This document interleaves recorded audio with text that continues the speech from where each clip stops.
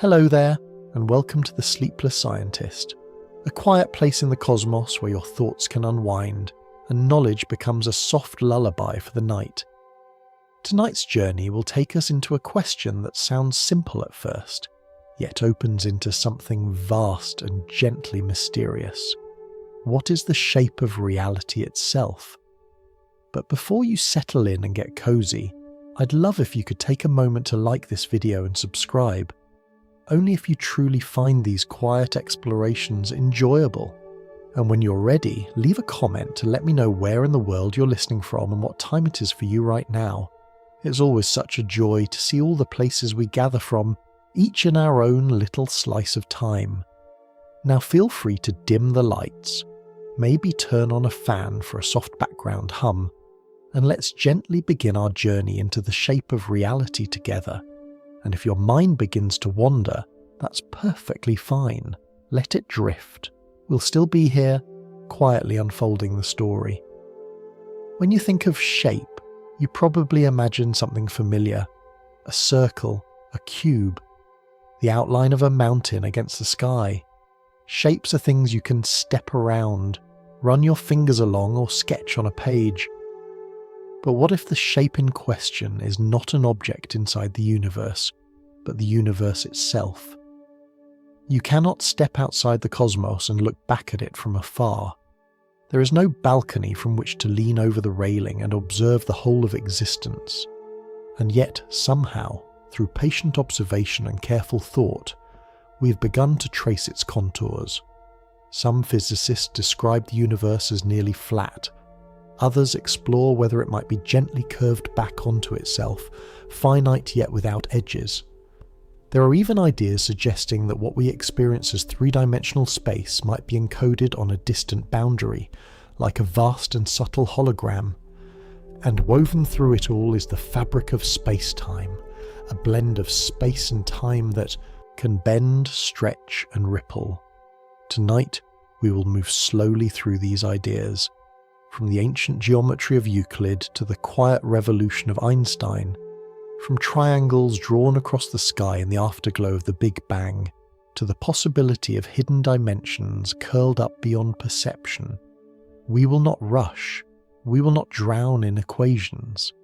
Instead, we will translate the mathematics into landscapes, into light, into gentle comparisons you can carry with you into sleep. So take a slow breath. The question of shape is not about sharp corners or rigid lines. It is about how light travels, how gravity guides, how time itself stretches. It is about the structure of the stage upon which every star, every atom, and every thought has ever appeared. And now, let us begin by asking a question that seems almost childlike in its simplicity. What do we really mean when we say that something has a shape? When you hold a cup in your hand, its shape is obvious. You can turn it, examine its curve, feel the smooth edge of the rim. If you want to know whether it is round or square, you simply look. You can walk around a building, circle a tree, or climb a hill to see the lay of the land. But the universe is not like a cup or a tree. It is not an object inside a larger room. There is no outside vantage point. You're already inside it. Everything you will ever observe, every star, every galaxy, every beam of light, exists within the same structure you're trying to understand. So what could shape possibly mean in that context? To begin answering that, it helps to let go of the idea that shape must involve edges. When we think of shape, we often imagine boundaries, the outline of a square, the surface of a sphere. But there are shapes that do not have edges at all. Consider the surface of the Earth. If you were an ant walking across a vast, perfectly smooth planet, you might wander in what feels like a straight line for days, weeks, or years. You would never encounter an edge. There would be no cliff marking the end of the world, and yet the surface you are walking on has a definite shape. It curves gently back on itself. If you walked far enough, you would eventually return to where you began. That surface is finite. It contains a limited area, but it is unbounded. There is no border, no wall. The shape is revealed not by edges, but by how paths behave upon it. This is the key shift in thinking. When cosmologists speak of the shape of the universe, they are not asking whether it has a rim or a corner. They are asking how straight lines behave. They are asking how light travels. Imagine drawing a triangle on a flat sheet of paper. You measure the 3 angles, and they add up to 180 degrees. This is a quiet rule of flat geometry. But now imagine drawing a triangle on the surface of a globe. Start at the equator, walk north to the pole, then return to the equator along a different line of longitude. You can create a triangle with 3 right angles, 90 degrees, plus 90 degrees, plus 90 degrees. The total is greater than 180. The triangle itself has revealed the curvature of the surface. No one stepped outside the globe to look at it from space. The shape was inferred from within simply by observing how lines behave. The universe is approached in much the same way. We cannot leave it to inspect its outline, but we can observe the paths of light. We can measure how distant galaxies appear, how ancient radiation stretches across the sky, how gravity bends the trajectories of beams that have travelled for billions of years. Light becomes our ruler. Time becomes our clock. Geometry becomes an experiment. There is something almost poetic about this. Every photon that reaches your eye carries with it a whisper of the structure through which it has moved. It is as though the universe reveals its shape not by standing still, but by letting light glide across its curves. In everyday life, straight lines feel simple. A laser beam in a classroom looks perfectly straight. A road stretching toward the horizon appears flat. But on cosmic scales, straightness becomes subtle. A straight path in curved space is not what we might first imagine. It is the most natural path available, the one that follows the geometry of the space itself. Physicists sometimes describe this using a small parameter that measures overall curvature. Observations suggest that this number is astonishingly close to 0, which corresponds to a universe that is nearly flat on the largest scales. But instead of focusing on the number, it is more helpful to picture what that means. It means that if you could draw an enormous triangle across billions of light years, its angles would come remarkably close to adding up to 180 degrees, not exactly by assumption, but by measurement. And so, the shape of reality is not determined by standing back and looking at it. It is determined by careful attention to how things move within it. It is geometry revealed through motion, curvature revealed through light. You're not separate from this structure. Your body, your thoughts, the ticking of your watch, all of it unfolds within the same subtle fabric. We begin with something that sounds abstract, the shape of the universe. But in truth, it is not far away. It is the invisible stage upon which every moment of your life is set. In the quiet hours of the night, when the world feels still, it can be comforting to remember that the space around you is not rigid and empty. It is dynamic, structured, gently curved by the presence of matter and energy. It has a geometry, and by tracing the paths of a light, we have learned to read it. From here, the story deepens, because once we accept that space itself can curve, we must ask what bends it, and how. For most of human history, geometry felt certain and complete. Long before telescopes or satellites, a Greek mathematician named Euclid wrote down a set of simple rules about lines, angles, and shapes. If you draw a straight line between 2 points, that line is the shortest path. Parallel lines never meet. The angles of a triangle always add up to 180 degrees. These were not just observations, they felt like eternal truths. If you imagine a flat wooden table, those rules make perfect sense. Draw a triangle with a pencil, measure its angles. They add up exactly as promised. Draw two straight lines side by side. They run forward forever without touching. Flat space behaves politely, predictably, comfortingly. And for thousands of years we assume that the universe itself must follow those same quiet rules. But then something subtle began to shift. Imagine again that you are an ant walking across the surface of the Earth. You believe you are walking in a perfectly straight line. You do not feel any curve beneath your feet. The ground seems flat. Yet if you continue long enough, your straight path eventually wraps around the globe. This realization that a surface can feel flat locally while being curved globally opened a door to a different kind of geometry. Mathematicians in the 19th century began to explore what would happen if Euclid's famous rule about parallel lines were relaxed. What if parallel lines could meet? What if they drifted apart faster than expected? Entire new geometries blossomed from this simple change. On a sphere like the Earth, lines that begin parallel, such as lines of longitude at the equator, eventually meet at the poles. This is called positive curvature. Triangles drawn on such a surface have angle sums greater than 180 degrees. On a saddle-shaped surface, the opposite occurs. Lines that seem parallel slowly diverge. Triangles drawn there have angle sums less than 180 degrees. This is negative curvature. Flat space, positive curvature, negative curvature, three possibilities. Three ways that geometry might quietly organize itself. For a long time, these curved geometries were considered mathematical curiosities, elegant perhaps, but detached from reality. After all, the space around us felt flat.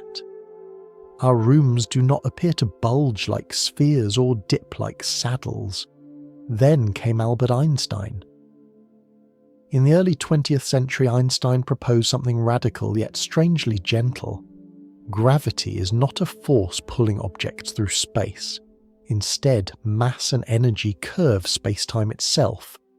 Objects simply follow the most natural paths within that curved structure. Space-time is not just space, it is space and time woven together into a single fabric. When something massive, like a planet or a star, is present, it reshapes that fabric. Not dramatically like a hole in cloth, but subtly, like a heavy book resting on a mattress. If you roll a marble across that mattress, its path bends, not because someone pushed it sideways, but because the surface beneath it is no longer flat. In Einstein's picture, this bending is described with mathematics that can look intimidating on paper. There are equations involving curvature, energy density, and a constant representing the strength of gravity. But beneath those symbols lies a simple image. Matter tells space-time how to curve, and curved space-time tells matter how to move. A straight line in curved space is not the straight line you might draw with a ruler. It is what physicists call the most natural path available, the path that requires no external push. Even light, which has no mass, follows these curved routes. This is where geometry becomes physical. Before Einstein, geometry was about abstract shapes on paper. After Einstein, geometry became the explanation for falling apples, orbiting planets, and even the stretching of time itself. Consider time for a moment. If space-time can curve, then time can flow at different rates, depending on where you are. A clock closer to a massive object ticks slightly more slowly than one farther away. This effect has been measured. It is not philosophical. It is practical. The satellites that help your phone calculate its position must account for these tiny differences in ticking rates. So geometry is no longer confined to classrooms or textbooks. It lives in your pocket. It guides spacecraft. It bends starlight. And yet, all of this curvature we've discussed so far is local. It describes how space bends near massive objects. A star curves its surroundings. A black hole curves space dramatically. Even the Earth introduces a subtle warp. But what about the universe as a whole? Imagine zooming out far beyond galaxies, beyond clusters, beyond the largest cosmic structures we can map. On those immense scales, does space curve overall like a sphere, like a saddle, or does it average out to something astonishingly close to flat? To answer that question, we must apply the same geometric reasoning we used with the ant on the globe. We must observe how enormous paths behave. If you could draw a triangle that spans billions of light years using beams of light as its sides, would its angles add up to exactly 180 degrees? Slightly more, slightly less? Cosmologists express this idea using a small parameter that measures overall curvature. When this number is 0, space is flat. When it is positive, space curves back on itself. When it is negative, space opens outward like a saddle. Observations suggest that this number is extraordinarily close to 0, so close that, within measurement limits, the universe appears nearly flat. But nearly flat is not quite the same as perfectly flat. And this subtle distinction is where much of modern cosmology lives. What began as a simple question about parallel lines has grown into a cosmic inquiry. Euclid's quiet rules have expanded into a universe where geometry is dynamic, responsive, alive, with matter and energy. The straight lines of ancient geometry have become beams of light crossing the cosmos. The triangles once drawn on parchment are now traced across the sky itself. And as we continue, we will see how those cosmic triangles, faint patterns in ancient radiation, allow us to measure something almost unimaginable: the curvature of the entire observable universe. If Euclid gave us the confidence that space was orderly, Einstein gently took that confidence and turned it inside out. Before Einstein, gravity was described as a force, an invisible pull acting across empty space. The Earth pulls on the Moon, the Sun pulls on the Earth.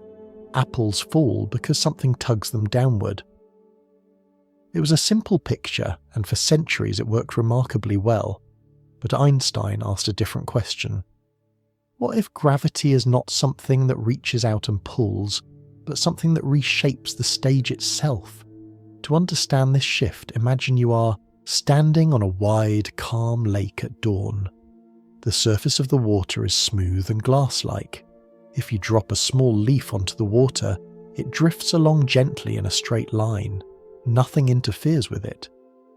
Now imagine placing a heavy stone beneath the surface. The water dips slightly around it, forming a shallow bowl. If you release the leaf again, its path is no longer straight in the same way. It curves inward toward the subtle dip. From the leaf's perspective, nothing pulled it sideways. It simply followed the shape of the water. Einstein proposed something similar about space and time. Mass and energy do not reach out with invisible hands. Instead, they alter the structure of space-time itself, and everything else, planets, light, even time, follows the natural contours of that structure. Space-time is a word that can sound technical, but it describes something quietly profound. Space and time are not separate backdrops. They are woven together into a single four-dimensional fabric. 3 dimensions of space, 1 dimension of time, blended into one continuous geometry. When something massive exists, a star, a planet, a black hole, it changes the geometry of this fabric. Not dramatically like tearing it, but subtly, like stretching it. Physicists describe this relationship with a famous equation. On paper, it involves terms representing curvature on one side, and energy and momentum on the other. But spoken softly, its meaning is simple.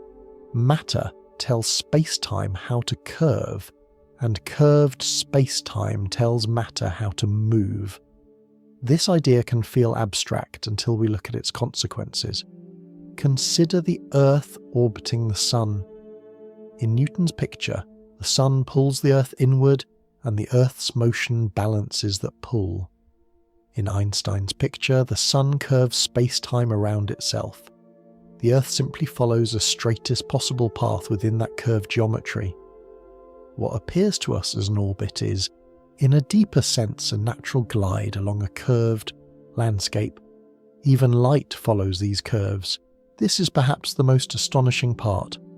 Light has no mass. It cannot be pulled in the traditional sense. And yet, when light passes near a massive object, its path bends. Not because it is grabbed, but because space-time itself is shaped. This bending of light has been observed many times. When a distant galaxy lies behind a massive cluster of galaxies, its light travels through curved space-time and arrives at Earth distorted. Sometimes it forms arcs, sometimes complete rings of light. These luminous circles are known as Einstein rings, quiet signatures of curved geometry at work. And curvature does not only bend paths in space, it alters time. Clocks in stronger gravitational fields tick more slowly than clocks farther away. This effect is not science fiction. It has been measured with atomic clocks placed at different heights. A clock on a mountain runs ever so slightly faster than one at sea level. The difference is tiny, far too small to notice in daily life, but precise enough that satellite systems must account for it. Your phone's navigation depends on an understanding of curved space-time. The geometry of reality is not distant and philosophical. It is practical, measurable, woven into modern life. So far, we've been speaking of curvature near massive objects, local curvature. The Earth curves space-time a little. The Sun curves it more. A black hole curves it dramatically. But the universe contains not just isolated masses, it contains everything. Galaxies, clusters, dark matter, radiation. All of it contributes to the overall shape. Einstein's equations, when applied on cosmic scales, allow for three broad possibilities. The universe might curve back on itself overall, like the surface of a sphere. It might open outward like a saddle, or it might balance so delicately that, on average, it is flat. Cosmologists describe this balance using a parameter that compares the universe's total energy density to a special value known as the critical density. If the actual density equals that critical value, space is flat. If it exceeds it, space curves positively. If it falls short, space curves negatively. Instead of focusing on numbers, picture it this way. Imagine tossing a ball upward. If it has just the right speed, it will rise, slow down and drift ever outward without falling back or racing away too quickly. That delicate balance is similar to what a flat universe represents. A perfect equilibrium between energy and expansion. Current observations suggest that the universe sits astonishingly close to this balance. The overall curvature appears to be very near zero, meaning space is nearly flat on the larger scales we can measure. But that conclusion did not come from looking at the universe from the outside. It came from watching how light travels across billions of years. Light's our messenger, geometry is our inference, and Einstein's insight provides the language that connects them. As we continue, we will turn our attention to the oldest light of all, a faint glow that fills the sky, left over from a time when the universe was young. By examining tiny variations in that ancient radiation, we can draw enormous triangles across the cosmos and measure with remarkable precision the curvature of reality itself. Before we arrive there, let the idea settle gently. Gravity is not a pull through empty space. It is the shaping of the space in which everything moves. The straightest path may not look straight. Time may not tick uniformly. And the shape of the universe is written not in edges, but in motion. In the quiet hours, when you lie still and the world seems calm, the geometry of space-time continues its subtle dance. Planets glide along curved paths. Light bends around distant clusters. Clocks tick at slightly different rhythms depending on where they rest. all of it guided not by invisible strings but by the quiet curvature of reality itself.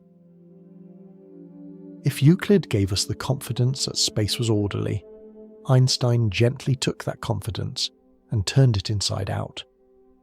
Before Einstein, gravity was described as a force, an invisible pull acting across empty space. The Earth pulls on the moon, the sun pulls on the Earth. Apples fall because something tugs them downward. It was a simple picture, and for centuries it worked remarkably well. But Einstein asked a different question. What if gravity is not something that reaches out and pulls, but something that reshapes the stage itself? To understand this shift, imagine you are standing on a wide, calm lake at dawn. The surface of the water is smooth and glass-like. If you drop a small leaf onto the water, it drifts along gently in a straight line. Nothing interferes with it. Now imagine placing a heavy stone beneath the surface. The water dips slightly around it, forming a shallow bowl. If you release the leaf again, its path is no longer straight in the same way. It curves inward toward the subtle dip.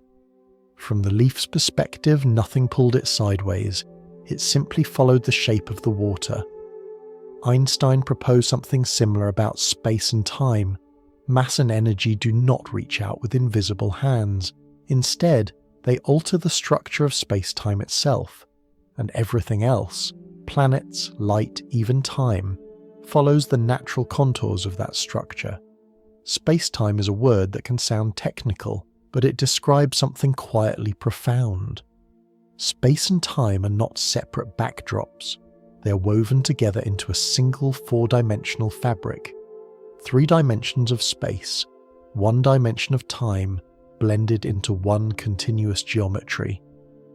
When something massive exists, a star, a planet, a black hole, it changes the geometry of this fabric. Not dramatically like tearing it, but subtly like stretching it. Physicists describe this relationship with a famous equation. On paper, it involves terms representing curvature on one side and energy and momentum on the other. But spoken softly, its meaning is simple. Matter tells space-time how to curve, and curved space-time tells matter how to move. This idea can feel abstract until we look at its consequences. Consider the Earth orbiting the Sun. In Newton's picture, the Sun pulls the Earth inward, and the Earth's motion balances that pull. In Einstein's picture, the Sun curves space-time around itself. The Earth simply follows the straightest possible path within that curved geometry. What appears to us as an orbit is, in a deeper sense, a natural glide along a curved landscape. Even light follows these curves. This is perhaps the most astonishing part. Light has no mass. It cannot be pulled in the traditional sense, and yet when light passes near a massive object, its path bends. Not because it is grabbed, but because space-time itself is shaped. This bending of light has been observed many times. When a distant galaxy lies behind a massive cluster of galaxies, its light travels through curved space-time and arrives at Earth distorted.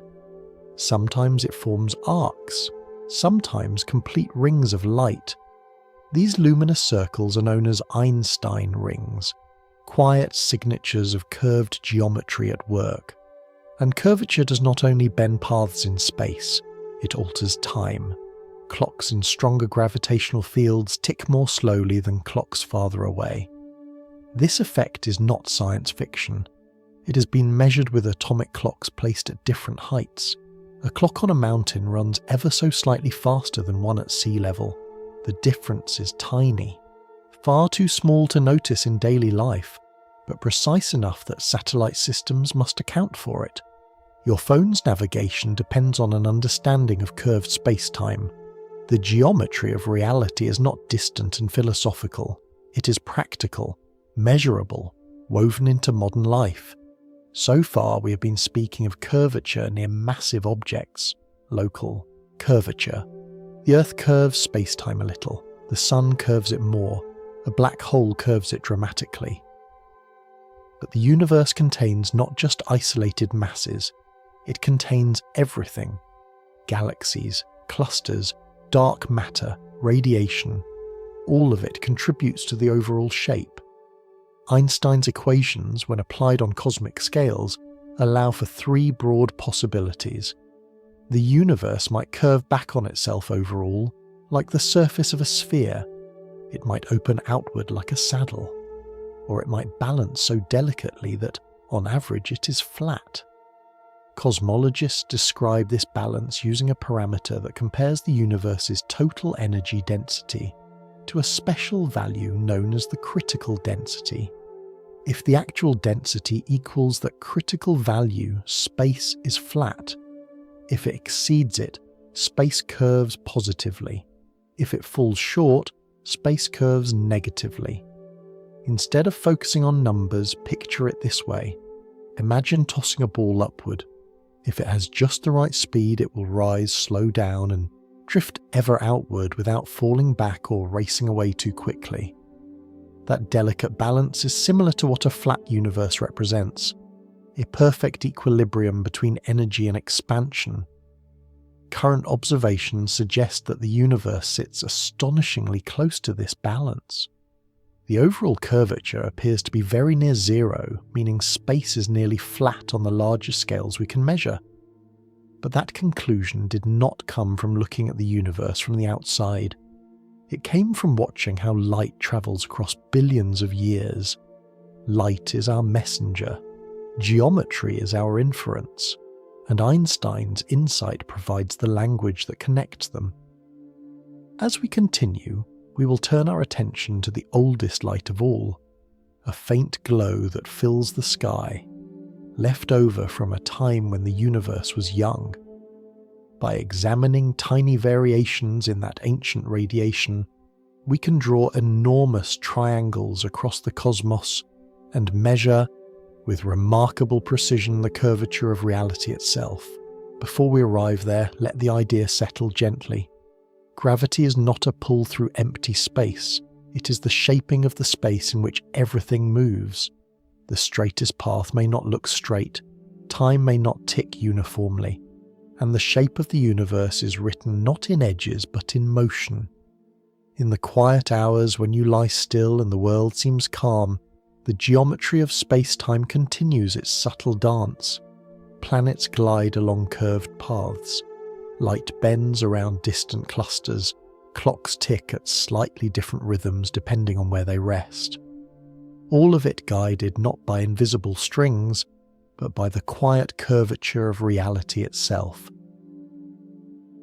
If you were handed a photograph of yourself as a newborn, you might smile at how small and unfamiliar you once looked. Yet in that early image, certain features are already present: the curve of your face, the shape of your eyes.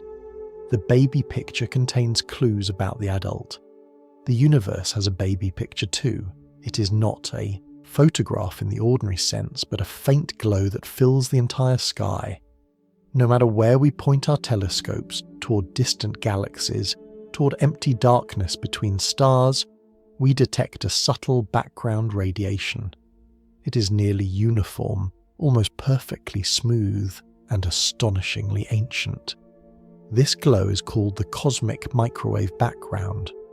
To understand why it exists, we must travel back to a time when the universe was young, not in billions of years, but in hundreds of thousands of years after its beginning. In those early moments, the cosmos was not filled with stars and galaxies. It was a dense, hot plasma, a sea of particles and light tightly coupled together. Imagine a thick fog so dense that you cannot see through it. Photons, particles of light, constantly scatter off charged particles, unable to travel freely.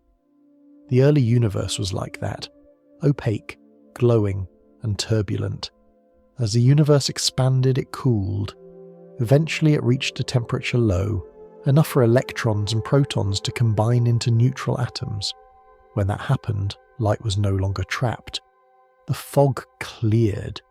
photons were suddenly free to travel across space without constant interruption. Those photons are still travelling today.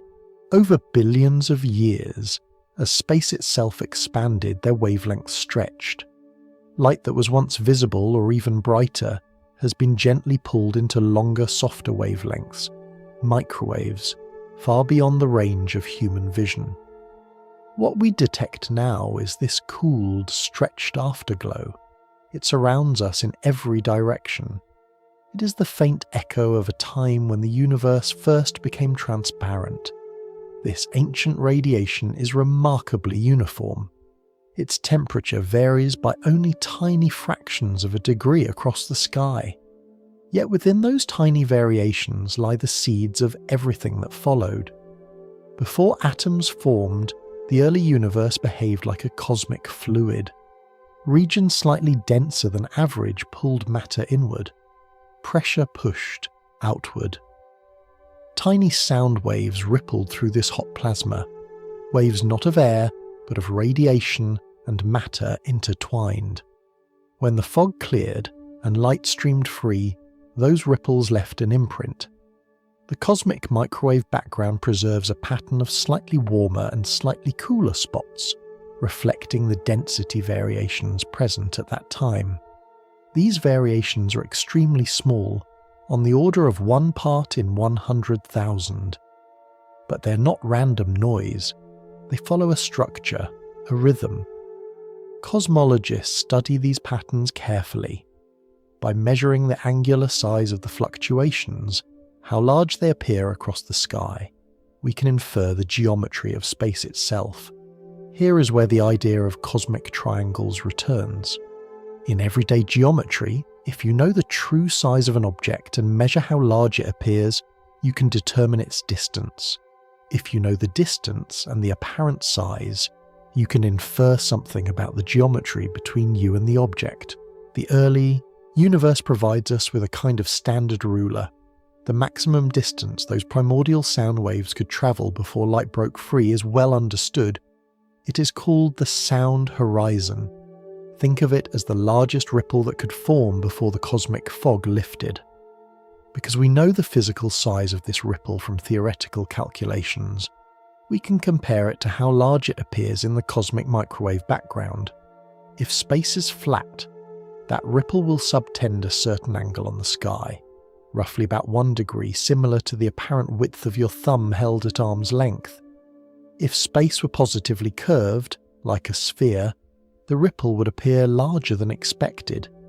If space were negatively curved, like a saddle, it would appear smaller. Satellites such as the Cosmic Background Explorer, the Wilkinson Microwave Anisotropy Probe, and the Planck mission have mapped this background radiation with extraordinary precision. Their data show that the characteristic angular size of these fluctuations matches the expectation for a nearly flat universe. In the language of cosmology, the curvature parameter, the number describing overall bending, is extremely close to 0, but rather than focusing on that number, it is more helpful to picture what the data imply. It means that on scales of hundreds of billions of trillions of kilometers, space behaves very much like the flat geometry you learned in school. This does not mean there are no curves. Galaxies and clusters still warp space-time locally. But averaged over vast distances, the cosmic fabric appears balanced.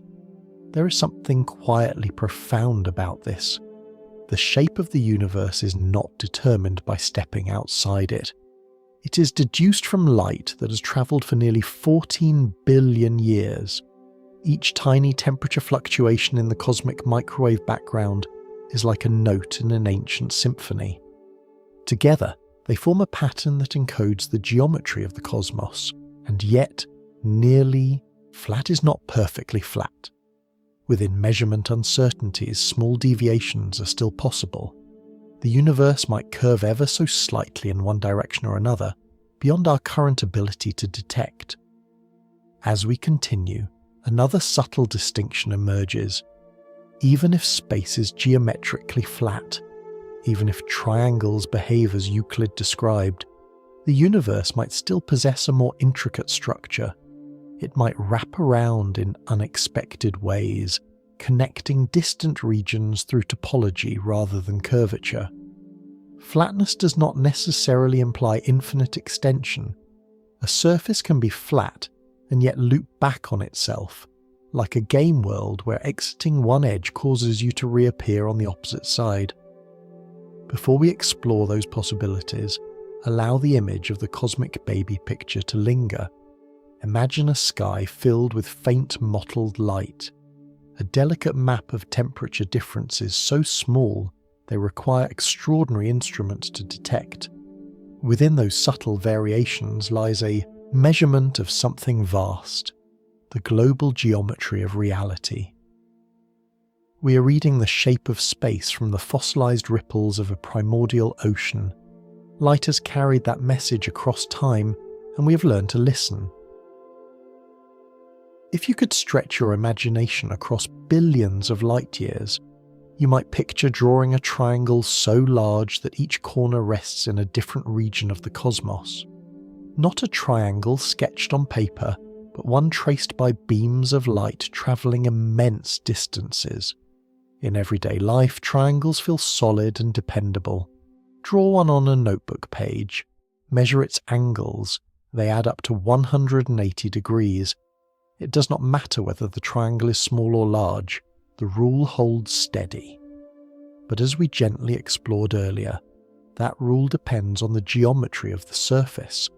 On a curved sphere such as Earth, a sufficiently large triangle can have angles that add up to more than 180 degrees. On a saddle-shaped surface, the total can be less. So if we can somehow measure the angles of a truly enormous triangle in space, we can learn about the curvature of the universe itself. Of course, we cannot physically travel to distant galaxies and plant markers. Instead, we rely on the ancient light of the cosmic microwave background. That faint afterglow provides us with a standard ruler, the largest ripple that could form in the early universe before it became transparent. Think of that ripple as the base of a vast triangle. We know its true physical size from well-understood physics of the early cosmos, how sound waves moved through the hot plasma. The distance to the surface from which that light was emitted is also estimated through careful observation of expansion. The only remaining ingredient is how large that ripple appears in our sky. If the geometry between us and that ancient light were positively curved, the ripple would appear slightly larger than expected. If the geometry were negatively curved, it would appear smaller. If the geometry is flat, the apparent size matches the prediction from flat space. The remarkable result from satellite missions mapping the cosmic microwave background is that the angular size of these ripples is extremely close to what flat geometry predicts. In softer terms, when we draw the largest possible triangles across the observable universe, using light as our guide, their angles add up almost exactly as Euclid would expect. This conclusion is sometimes summarized by saying that the curvature parameter is near zero. But instead of focusing on the number itself, imagine the balance it represents. The universe appears to sit delicately between inward curvature and outward openness. Why is that astonishing? Because in the earliest moments after the universe began expanding, any tiny deviation from perfect balance would have grown dramatically over time. If space were even slightly curved in one direction, that curvature should have become more obvious as billions of years passed. And yet, here we are, measuring a geometry that is astonishingly close to flat. This puzzle is sometimes called the flatness problem. It raises the question, why should the universe be so finely balanced?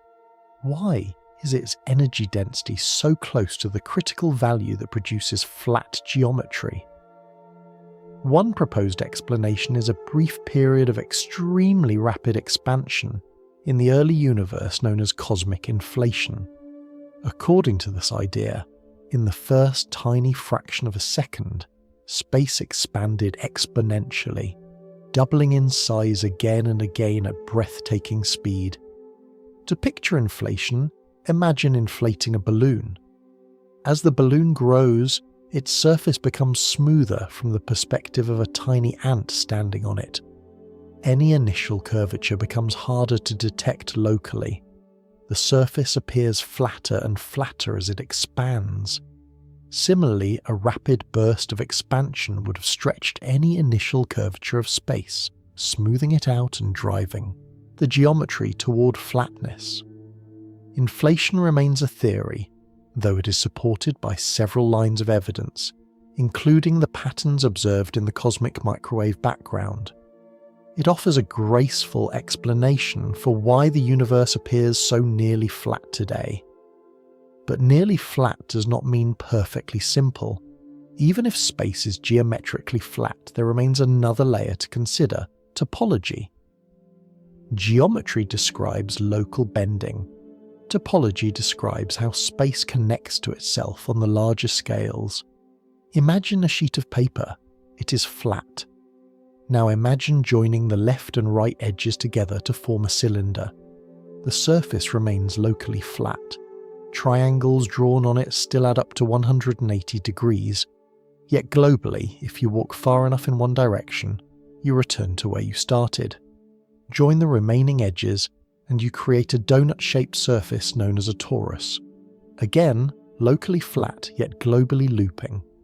So when cosmologists say the universe is nearly flat, they are speaking about geometry, about how triangles behave. They are not necessarily ruling out more intricate global connections. Could space wrap around in a subtle way? Could travelling far enough in one direction eventually bring you back to your starting point, even in a universe that appears flat locally?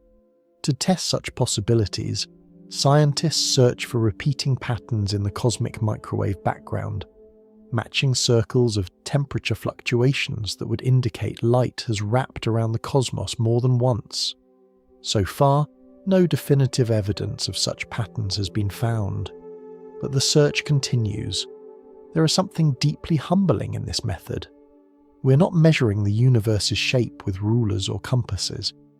We're reading faint variations in ancient radiation. We're drawing cosmic triangles not with chalk, but with photons that have travelled nearly 14 billion years. The conclusion, as it stands, is gentle and tentative. The observable universe appears nearly flat. Its geometry aligns closely with the predictions of Euclidean space on vast scales. And yet, subtle questions remain. How exact is that flatness? Does topology introduce hidden loops? What lies beyond our observable horizon? The geometry of reality is not a rigid answer etched in stone. It is an ongoing measurement, refined with each new observation. As we move forward, we will shift from geometry to connectivity, from how space bends to how it might link distant regions together. The shape of the universe may not be revealed solely by curvature. It may also depend on how space is stitched.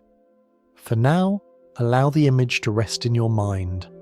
Enormous triangles drawn across the sky, their angles whispering secrets about the structure of existence.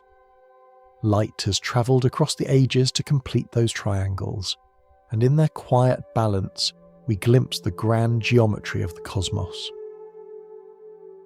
Imagine standing on an endless plain.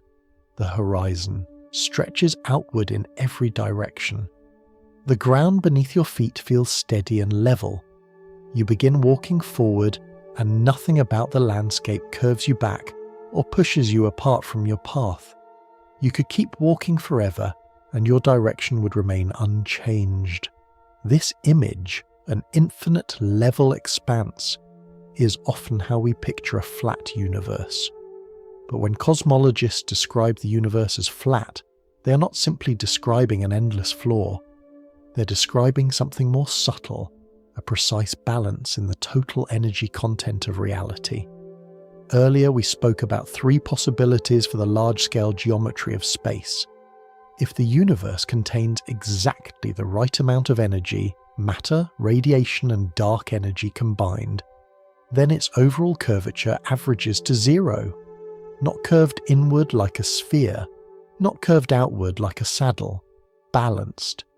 To understand this balance, imagine tossing a ball straight upward.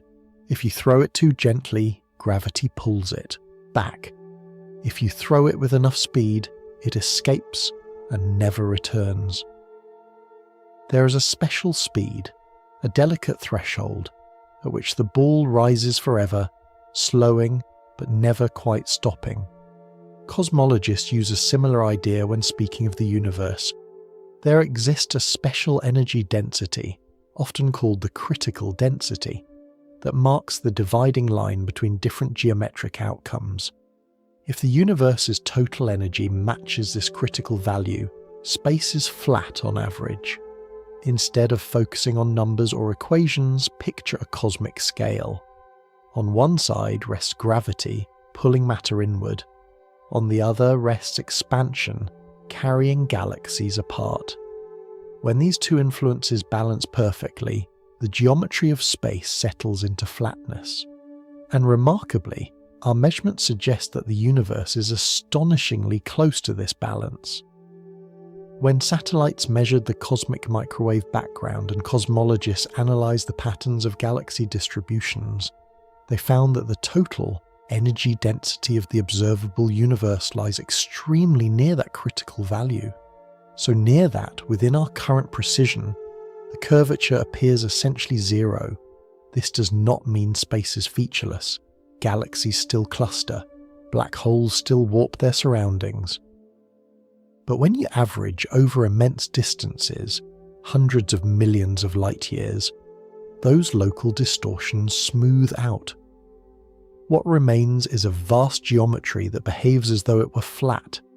In such a universe, if you draw an enormous triangle across billions of light years, its angles add up almost exactly as Euclid would predict. Parallel beams of light remain parallel. The familiar rules of geometry hold, even at cosmic scales. There is something quietly elegant about this. Flatness implies simplicity. It means that, on the largest scales, space does not bend back on itself. It does not diverge outward dramatically. It rests in a delicate equilibrium. But this simplicity hides a deeper mystery. Why should the universe be so finely balanced? If, in its earliest moments, the total energy density had been even slightly larger than the critical value, space would have curved inward noticeably over billions of years. If it had been slightly smaller, curvature in the opposite direction would have grown more obvious.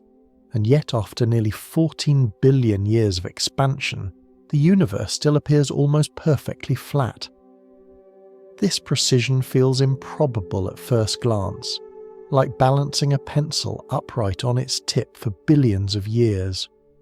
One explanation, as we mentioned gently before, is cosmic inflation. According to this idea, in the tiniest fraction of a second after the universe began, space expanded at an extraordinary rate. During this rapid expansion, any initial curvature would have been stretched out, smoothed and diluted. To picture this, imagine zooming in on a small patch of Earth's surface. If you examine a tiny region, it appears nearly flat, even though the Earth as a whole is curved. The larger the sphere, the flatter a small patch appears. Inflation works in a similar way.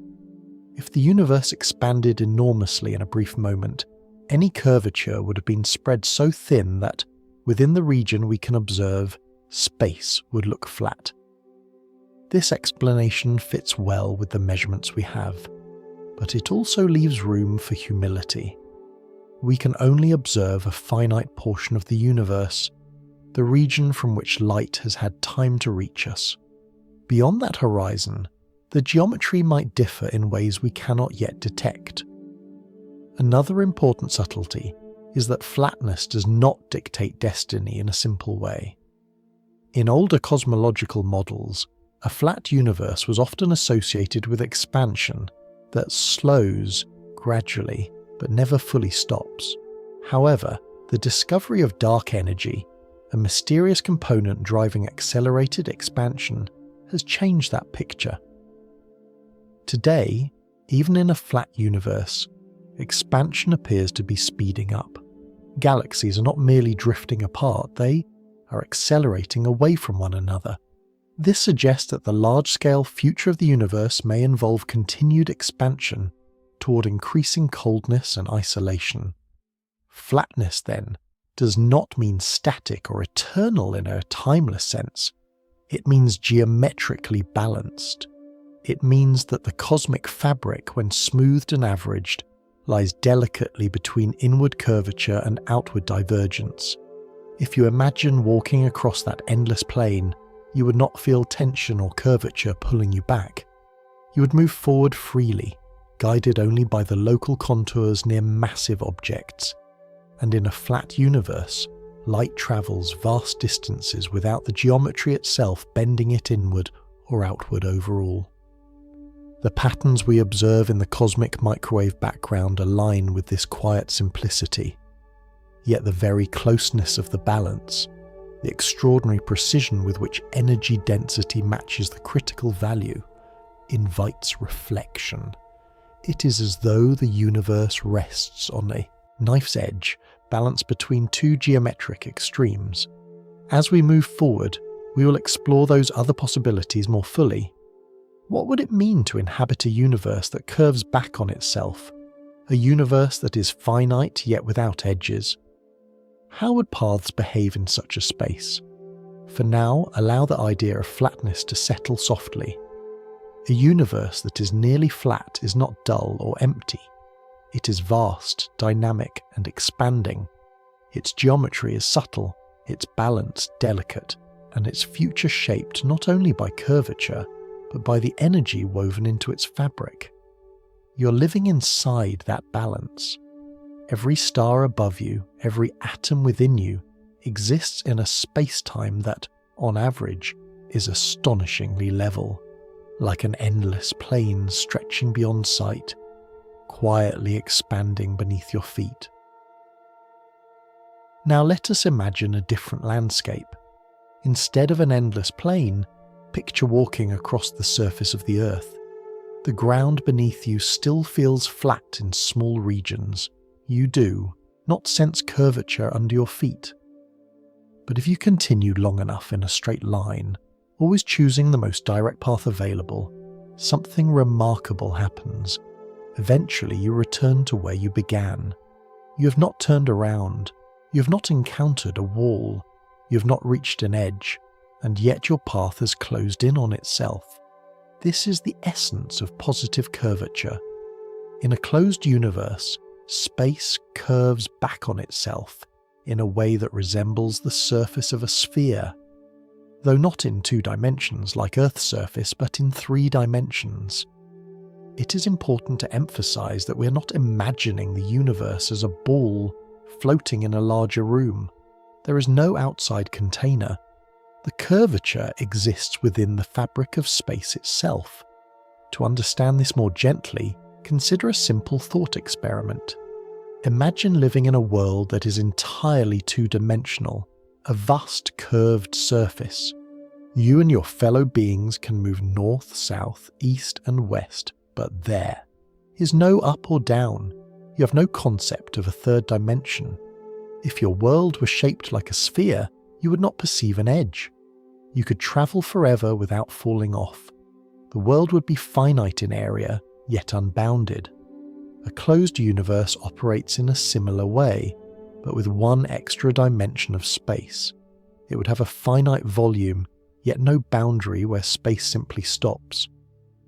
In such a universe, geometry behaves differently on the larger scales. If you could draw an immense triangle spanning billions of light years, its angles would add up to more than 180 degrees. Parallel light rays, if extended far enough, would eventually converge. The curvature is subtle. Locally, near stars and galaxies, space is already bent by gravity.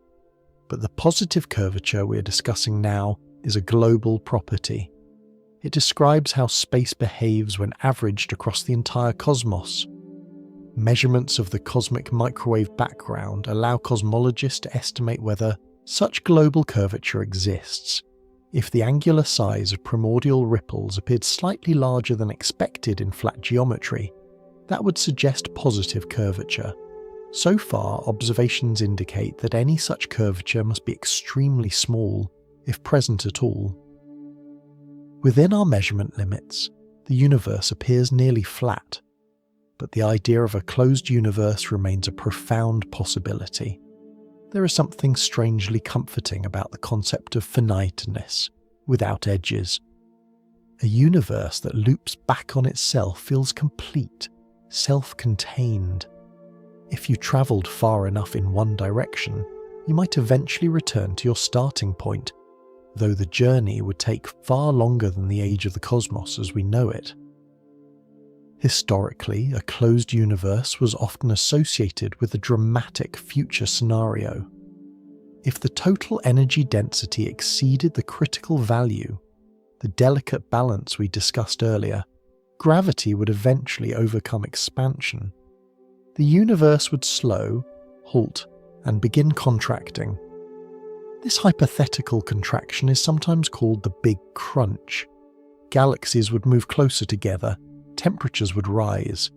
In extreme versions of the scenario, the cosmos could end in a state as dense and hot as its beginning. However, the discovery of dark energy complicates this picture. Even if space was slightly positively curved, the accelerated expansion driven by dark energy could prevent collapse. Geometry and destiny are intertwined, but not in a simple one-to-one way.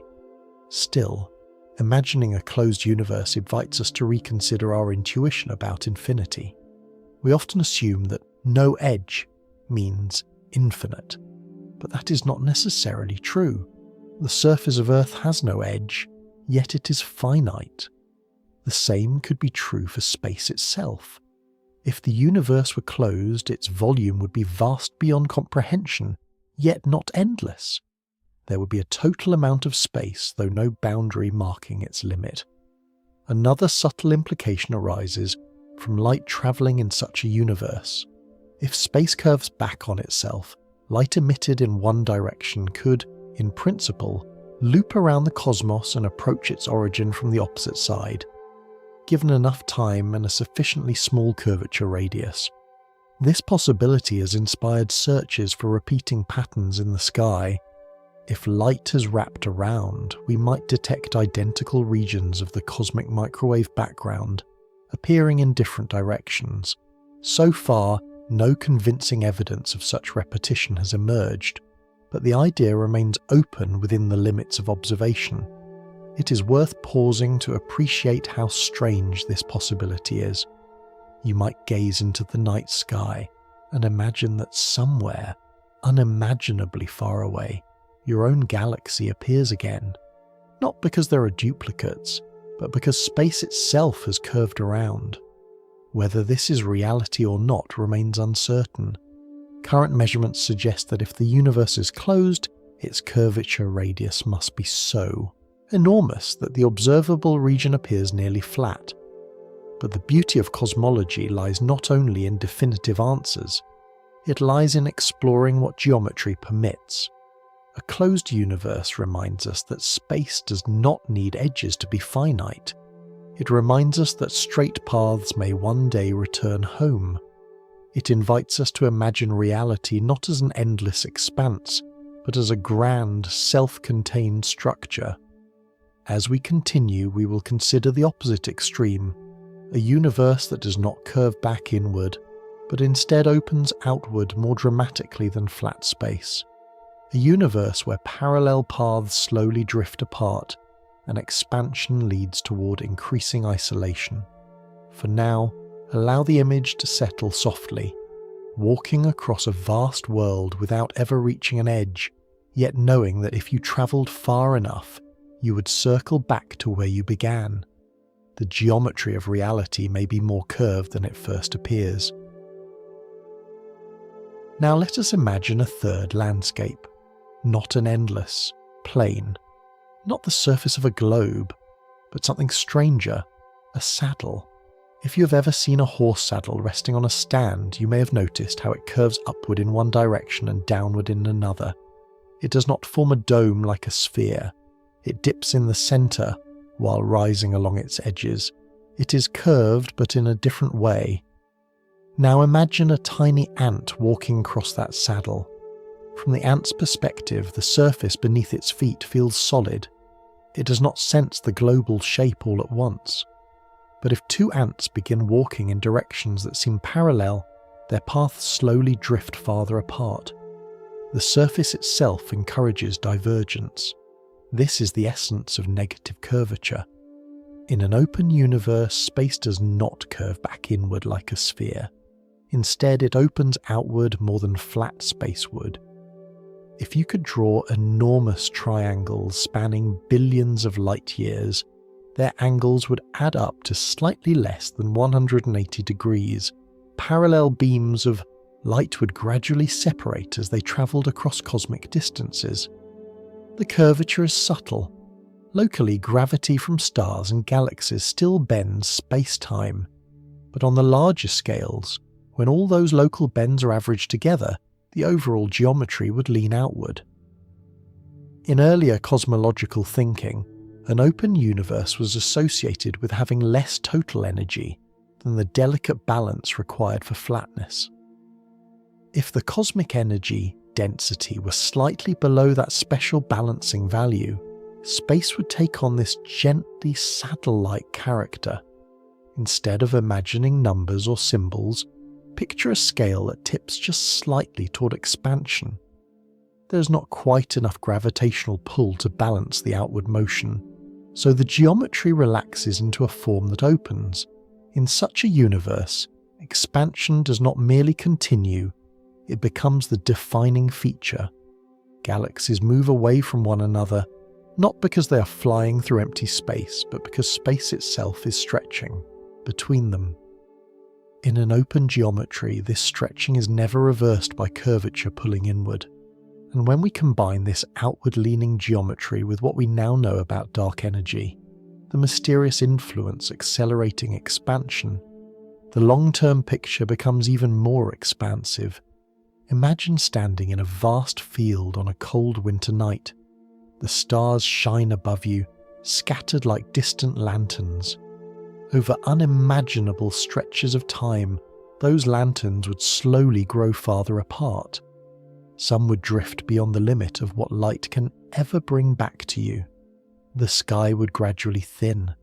This gentle thinning is sometimes called heat death, though the phrase can sound dramatic. It does not describe a fiery ending. It describes cooling, dilution, a future in which energy becomes more evenly spread and structures grow quieter. Stars would exhaust their fuel. Galaxies would move so far apart that their light would no longer reach one another. The universe would not collapse. It would fade. In an open universe, this fading feels almost inevitable. The saddle shape encourages divergence. Paths that begin close together slowly separate. The geometry itself supports outward motion. And yet, just as with flat and closed possibilities, reality is more subtle than a single geometric trait. Current observations suggest that the large-scale curvature of the observable universe is extremely close to flat. If any negative curvature exists, it must be very small. Within our measurement precision, we cannot confirm a strongly open geometry. But the conceptual possibility remains important. It reminds us that space does not have to curve inward to be complete. It can open outward without edge or boundary. There is something quietly poetic about negative curvature. It suggests a cosmos that stretches beyond expectation, where parallel journeys gradually part ways. It invites us to imagine a reality where separation grows over time, not through violence, but through geometry. If you were that tiny ant walking across a saddle, you might never notice the curvature directly. The surface would feel solid beneath you. Only by observing long paths, by comparing distant trajectories, would the divergence become clear. Similarly, we detect the possibility of open curvature not by feeling it locally, but by studying light that has travelled across billions of years. The cosmic microwave background and large-scale galaxy surveys provide the clues. So far, those clues point toward near flatness. But understanding the open alternative deepens our appreciation for the delicate balance we observe. If the universe leaned even slightly more toward negative curvature, its geometry would amplify expansion's outward pull. The cosmic future would be shaped by increasing isolation, and yet, even in such a universe, beauty would remain. Galaxies would continue to form for billions of years. Stars would burn and planets would orbit. The divergence would be gradual, almost imperceptible on human timescales. The saddle does not tear space apart, it simply allows it to spread.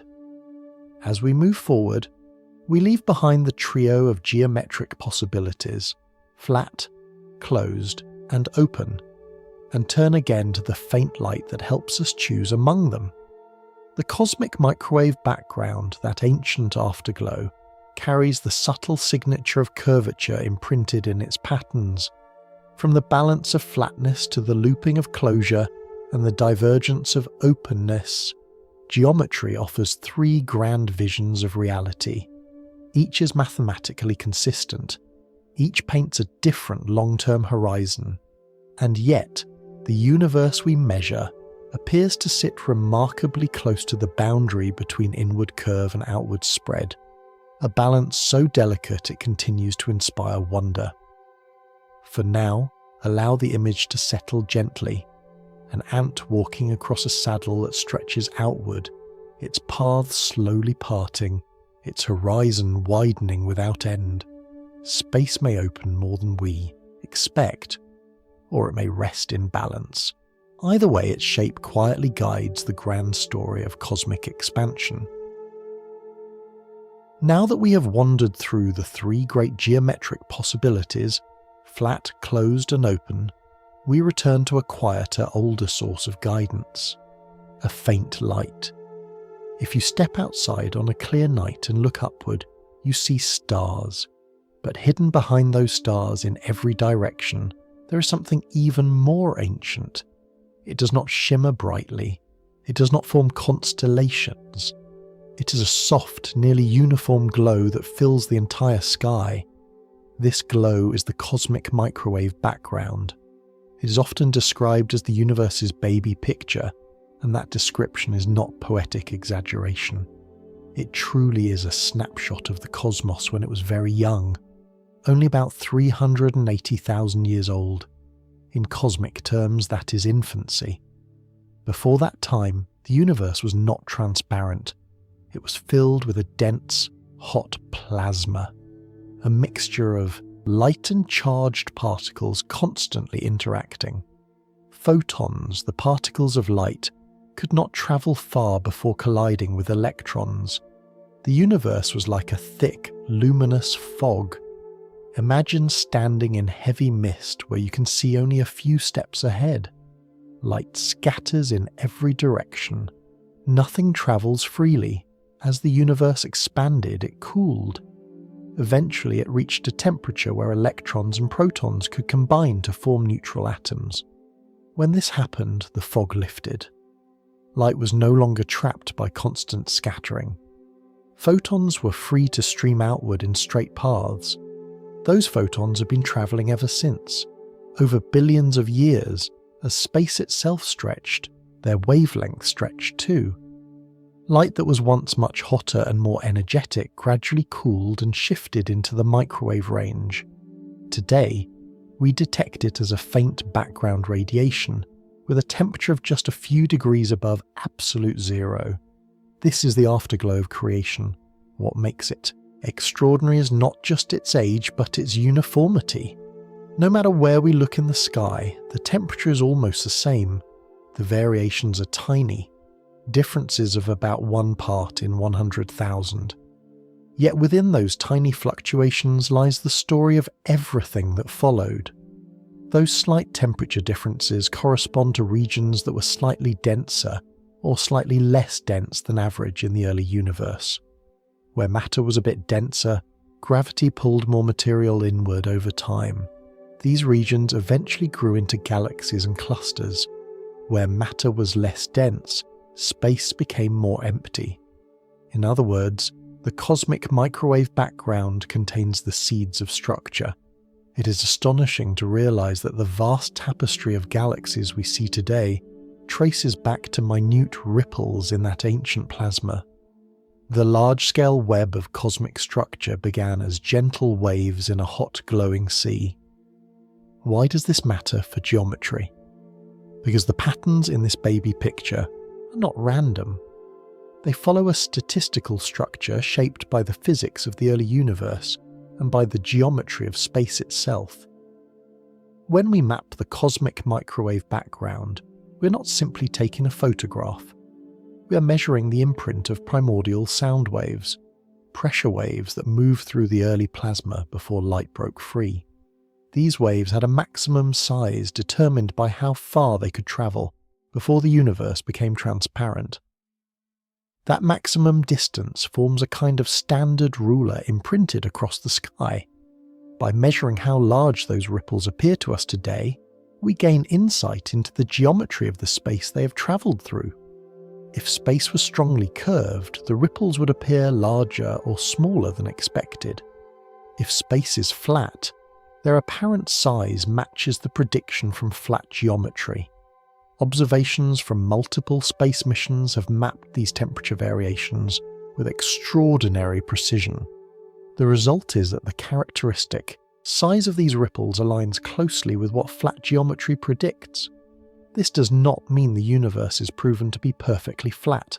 It means that, within our best measurements, its curvature is extremely close to zero. But beyond geometry, the cosmic microwave background tells us something deeper. It reveals that the early universe was remarkably smooth and uniform. That smoothness itself poses questions. Why was the universe so even in temperature across regions that appear too far apart to have exchanged information in ordinary expansion? This question led to the idea of cosmic inflation, a brief, rapid expansion that could explain both the smoothness and the near flatness we observe. In this way, the afterglow of creation is not just a relic, it is a messenger. It carries encoded within it clues about the earliest fractions of a second after the universe began expanding. When we study it, we are looking back across nearly 14 billion years. We are seeing light that has travelled uninterrupted since the universe was in its infancy. There is something deeply humbling about that. Every direction you look in the sky, even in what appears to be empty darkness, is filled with this ancient glow. It surrounds you quietly, invisible to your eyes but detectable by sensitive instruments. The cosmic microwave background is not a dramatic explosion frozen in time. It is a whisper, a uniform murmur across the heavens, textured with faint variations that grew into stars, galaxies, and ultimately observers capable of asking about geometry. As we move forward, we will look more closely at how those faint patterns allow us to draw enormous triangles across the sky and test the curvature of space with remarkable subtlety. For now, let the image rest softly in your mind. A baby picture of the universe, slightly mottled, almost uniform, carrying within it the blueprint of cosmic structure. From that gentle afterglow, we begin to trace the contours of reality itself. When you hold your thumb out at arm's length and close one eye, you can block out a distant mountain. Your thumb has not grown larger than the mountain. It simply appears that way because of distance and perspective. Without realizing it, you are using geometry. If you know how wide your thumb is and how far it is from your eye, you can estimate how far away the mountain must be to appear that size.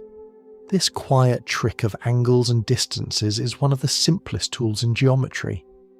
Cosmologists use a similar idea, but on scales so vast that the comparison feels almost surreal. Earlier, we spoke about the cosmic microwave background as the universe's baby picture. Within that faint afterglow lie tiny variations in temperature, subtle warm and cool patches. These patches are not random. They reflect the imprint of sound waves that once rippled through the hot plasma of the early universe. Before the universe became transparent, matter and light were tightly. Waves could travel before light broke, waves could travel before light broke free. That maximum distance is often called the sound horizon. You can imagine it as the largest ripple that could form in a pond before the pond suddenly froze. Because we understand the physics of that early plasma, how quickly sound travelled through it, and how long it had before transparency, we can calculate the physical size of that ripple. It becomes a kind of standard ruler imprinted across the sky. Now here is the subtle step. If we know the true size of that primordial ripple, and we measure how large it appears from Earth, the difference between those two pieces of information tells us about the geometry of the space in between. If space were strongly curved inward, like the surface of a sphere, that ripple would appear slightly larger than expected. The geometry would magnify its angular size. If space were curved outward, like a saddle, the ripple would appear slightly smaller. The geometry would stretch the angles. If space is flat, the apparent size matches the expectation from flat geometry. When satellites mapped the cosmic microwave background in exquisite detail, scientists carefully measured the angular size of these fluctuations. They analysed patterns across the entire sky, comparing theory with observation. The result was striking. The characteristic angular scale of those primordial ripples corresponds almost exactly to what flat geometry predicts. Instead of saying this in terms of a parameter or symbol, it is enough to say that the number describing the universe's overall curvature is astonishingly close to zero. So close that, within our best measurement precision, space appears nearly flat. Nearly flat does not mean perfectly flat. There is always uncertainty in measurement, but if curvature exists, it must be extremely small, small enough that even light, travelling billions of years, shows only the faintest deviation from flat behaviour. It is difficult to overstate how remarkable this is. The universe has been expanding for nearly 14 billion years. Small differences in energy density early on could have grown into large differences in curvature, and yet here we are, measuring a geometry balanced to extraordinary precision. This is one of the reasons inflation, the idea of a brief rapid expansion in the earliest moments, gained prominence. Inflation would have stretched any initial curvature so dramatically that within our observable region, space would appear almost perfectly flat. Imagine zooming in on a tiny patch of a massive sphere. The larger the sphere, the flatter that patch looks. If the universe expanded enormously in a tiny fraction of a second, our observable region could appear nearly flat even if the larger whole has some slight curvature. But even without fully understanding inflation, the measurement itself stands as one of cosmology's triumphs. We have drawn triangles across the sky, not with chalk or laser beams, but with ancient light. We have compared the known size of primordial ripples to their apparent size in our telescopes, and from that comparison, we've inferred the geometry of the universe on scales beyond direct imagination. There is a quiet elegance in this method. We cannot step outside the universe to examine it from above. We cannot lay down measuring rods across billions of light years.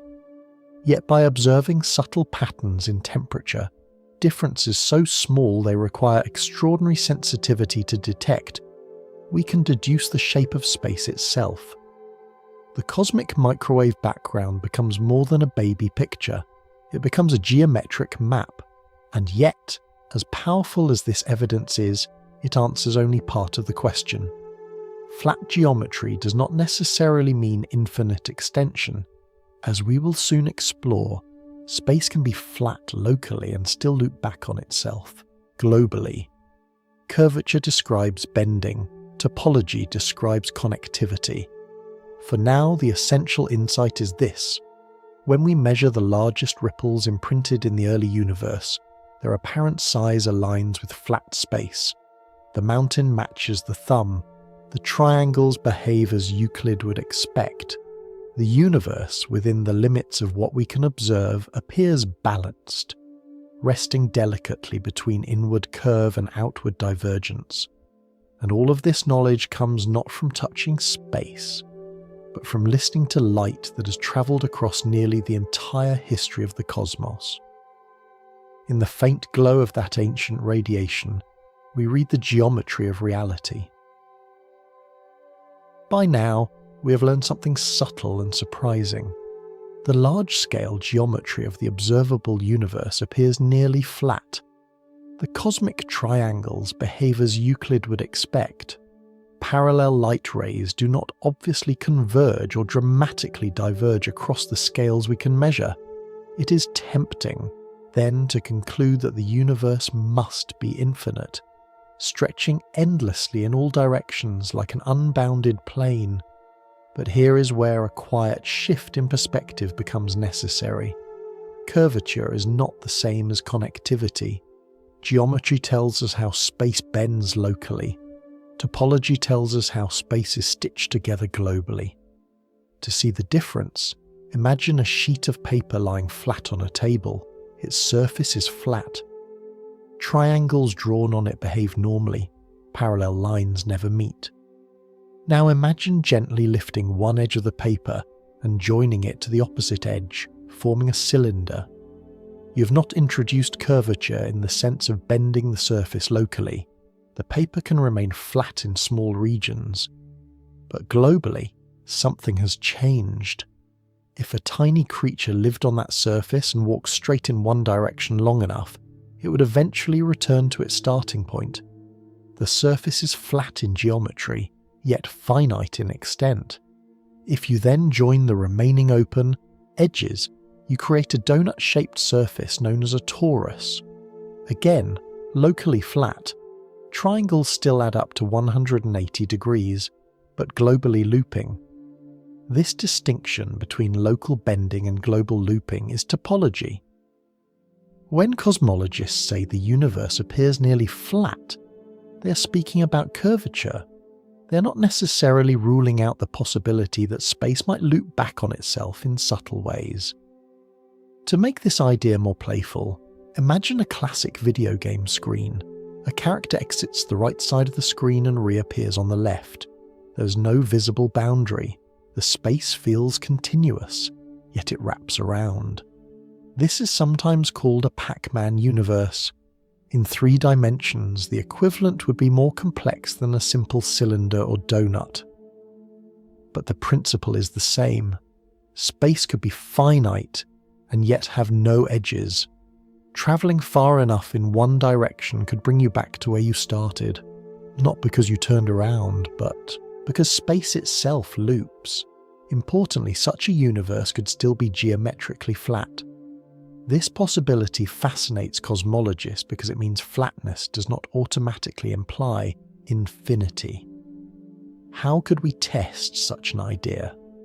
If space loops back on itself within the observable region, light from a distant galaxy might travel around the universe and reach us from more than one direction. In principle, we could see multiple images of the same object appearing in different parts of the sky. Similarly, in the cosmic microwave background, we might detect matching circular patterns, identical temperature fluctuations appearing in different regions because the same patch of early universe light has wrapped around and reached us twice. Scientists have searched for such matched circles in the microwave background data. So far, no convincing evidence has been found. If the universe does loop in this way, the scale of the looping must be larger than the observable universe, larger than the region from which light has had time to reach us since the beginning. And here we encounter another humbling limit. Our observations are confined to the observable universe, the region from which light has travelled to us over the age of cosmic expansion. Beyond that boundary, space may extend far further. It may loop, twist, or continue endlessly. We do not yet know. The absence of detected repetition does not prove infinity. It simply tells us that if looping exists, it occurs on scales beyond what we can currently measure. There is something quietly beautiful about this uncertainty. A flat universe could stretch forever, or it could close in on itself like a vast three-dimensional torus. Both possibilities are consistent with the curvature measurements we have. When we speak of topology, we are exploring the deep architecture of space, not just how it bends, but how it connects. Imagine walking across an endless plane.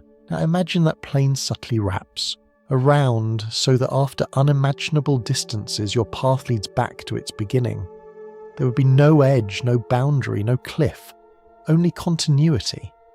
The idea challenges our intuition because we often equate finiteness with boundaries.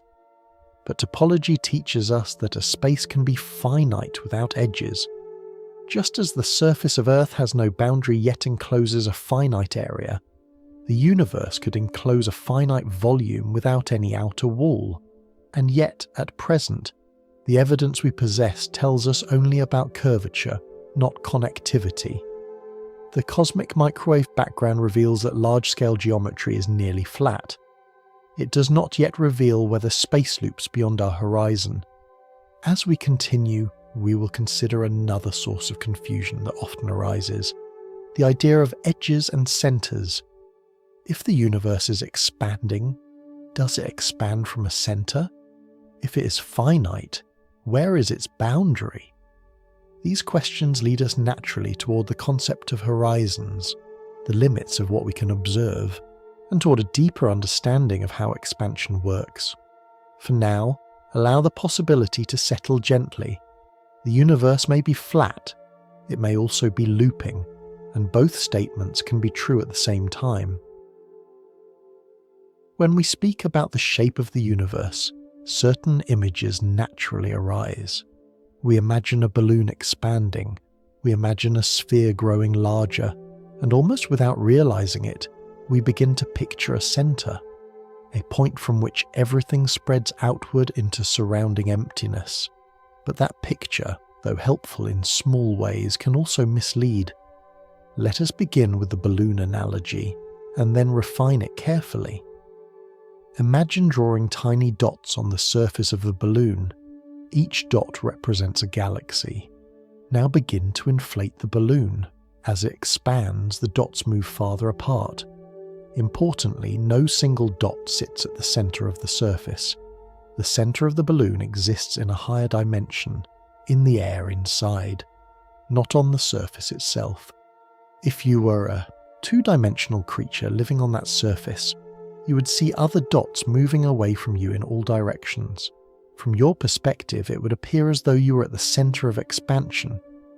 But so would every other dot. This is the key insight. In an expanding universe, every observer sees galaxies receding in all directions. There's no privileged center within space itself. The expansion is not galaxies flying outward into pre-existing emptiness. It is space itself stretching. The distances between galaxies increase because the fabric between them expands.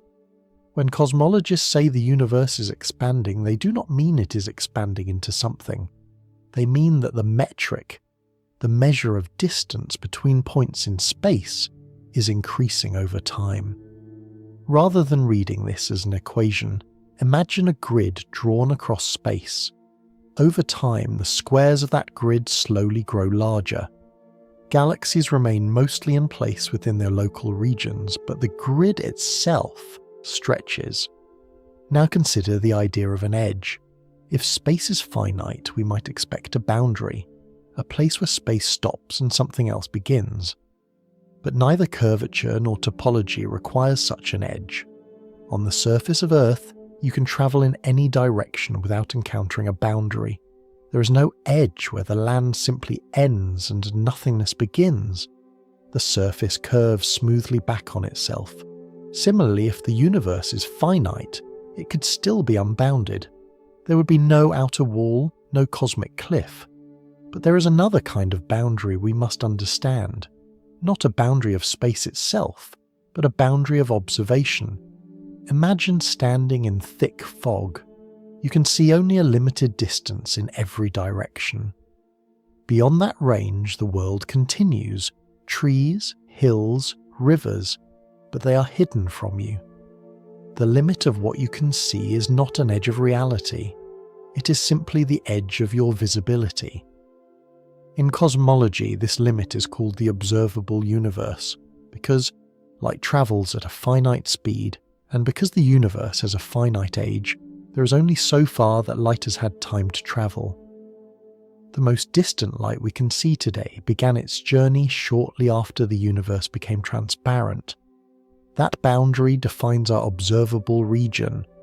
Beyond it, space may continue, perhaps infinitely, perhaps looping, but its light has not yet reached us. This is sometimes referred to as the particle horizon, though we need not dwell on the term. It is simply the maximum distance from which light has had time to arrive since cosmic expansion began. There is also another, subtler horizon.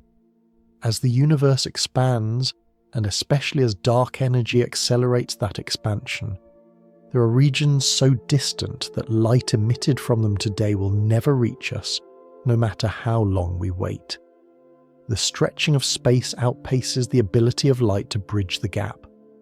You might imagine sending a signal outward, like a flashlight beam in a vast expanding mist. Some distant regions are moving away so quickly that the beam will never catch up. This boundary is sometimes called the event horizon of the universe. It marks the limit of future contact. These horizons are not physical walls. They are consequences of geometry and time.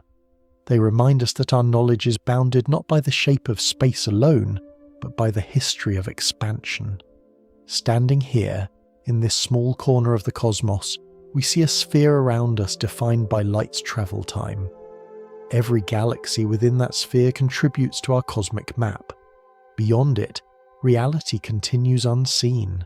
And yet, because the laws of physics appear consistent across space, we infer that what lies beyond our horizon likely resembles what we observe within it, at least on large scales.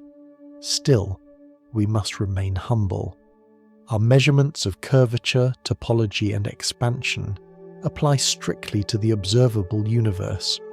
The whole may be larger, stranger, or structured in ways we cannot yet detect. The absence of a center means that you are, in a very real sense, at the center of your observable universe. Every observer anywhere in space would say the same. This is not a special privilege. It is a property of expansion. No edge, no center, only horizons defined by light and time. As we move forward, our exploration will deepen into the structure of time itself, how causality spreads, how influence propagates, and how geometry determines what can affect what. For now, let the fog image remain. You stand in a vast landscape. You see only so far. Beyond your horizon, the world continues, not because it expands into emptiness, but because the fabric of space stretches quietly in all directions, and within that stretching, every point is equally central. So far, we've spoken about space, how it bends, how it stretches, how it may loop or extend beyond our sight. Now we turn to something slightly subtler. Time. Not time as measured by clocks alone, but time as woven into the structure of space-time. If space can curve and expand, then the flow of cause and effect must also follow geometric rules. To begin, imagine standing beside a still pond at dusk. You drop a small stone into the water, ripples spread outward in perfect circles. The disturbance does not affect the entire pond at once. Only regions within the expanding ring feel the motion. The ripple defines a boundary. Inside the ring, influence has arrived. Outside it, the water remains undisturbed, for now. Light behaves in a similar way. If an event occurs, a star explodes, a lamp turns on, its influence spreads outward at the speed of light. Nothing travels faster. That speed acts as a universal limit. Instead of drawing cones and diagrams, picture expanding spheres of light radiating outward from each event. As time passes, the sphere grows larger. Points inside that sphere can be influenced. Points outside remain unaffected until the sphere reaches them. This expanding region defines what physicists call causal structure, though we need not linger on the term. It simply means that geometry determines what can influence what. If two events are separated by too much distance for light to travel between them within the available time, they cannot affect each other. Their histories unfold independently. In an expanding universe, this picture becomes even more intriguing. Because space itself stretches, distant galaxies recede from us. The sphere of influence from an event still expands at light speed, but the fabric it moves through is also expanding. In some cases, the expansion can carry distant regions away faster than light can bridge the gap, not because objects exceed the speed of light locally, but because the space between them grows. This is why we speak of horizons. Some regions lie beyond the reach of influence, either because light has not yet arrived, or because expansion prevents future contact. Causality, then, is not an abstract rule imposed from outside. It is built into the geometry of space-time. To make this more tangible, imagine turning on a lamp in a dark room. The light fills the space gradually. Now imagine the room slowly stretching as the light spreads. Some corners may drift outward so quickly that the light never quite catches them. The shape of space-time determines the reach of illumination. This geometric perspective dissolves certain puzzles and deepens others. For example, when we observe the cosmic microwave background, we see regions on opposite sides of the sky that appear almost identical in temperature. Yet according to simple expansion, those regions were once too far apart to exchange signals at light speed. This apparent puzzle helped motivate the idea of cosmic inflation, a rapid early expansion that could stretch small, causally connected regions to enormous sizes. Inflation would allow distant patches of the sky to share a common origin before being pulled far apart. Again, geometry shapes what can influence what. Even the structure of gravity follows this pattern. Changes in a gravitational field do not propagate instantaneously.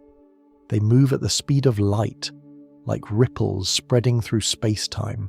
When massive objects accelerate, such as two black holes spiraling toward each other, they produce gravitational waves.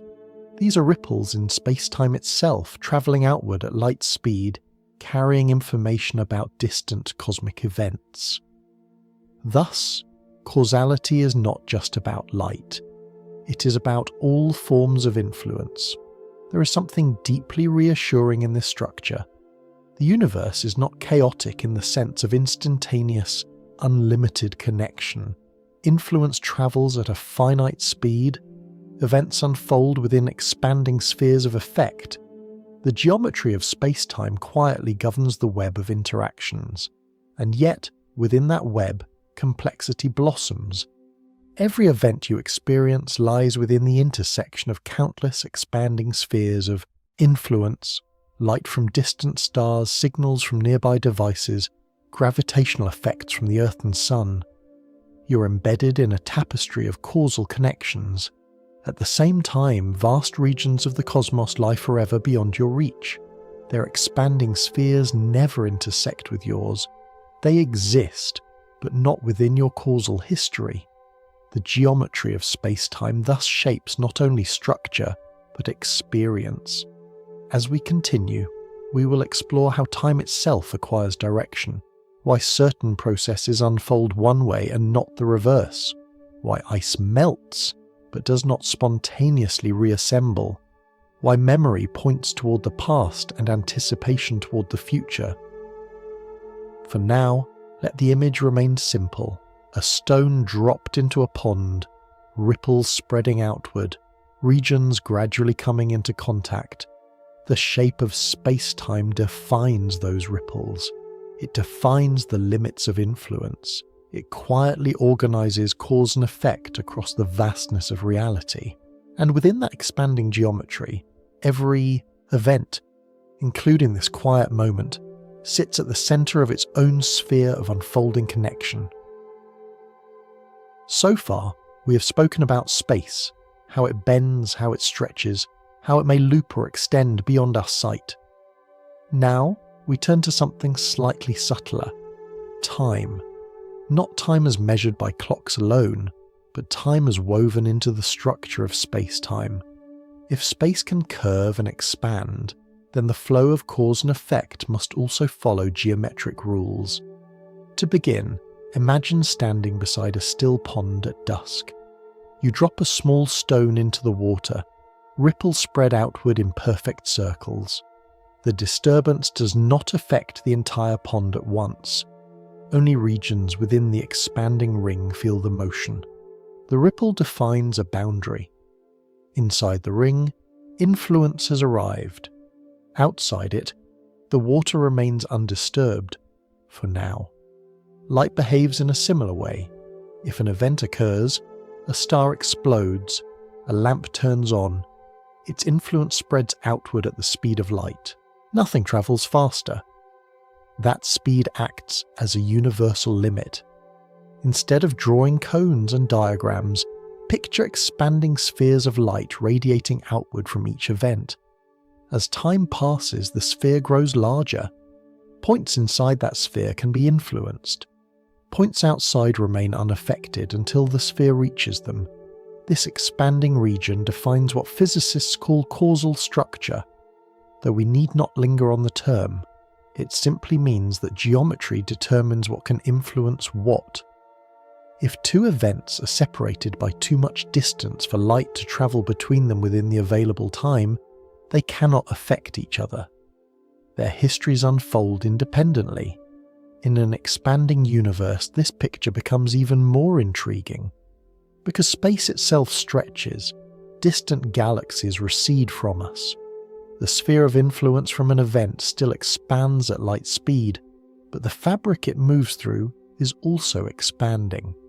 In some cases, the expansion can carry distant regions away faster than light can bridge the gap, not because objects exceed the speed of light locally, but because the space between them grows. This is why we speak of horizons.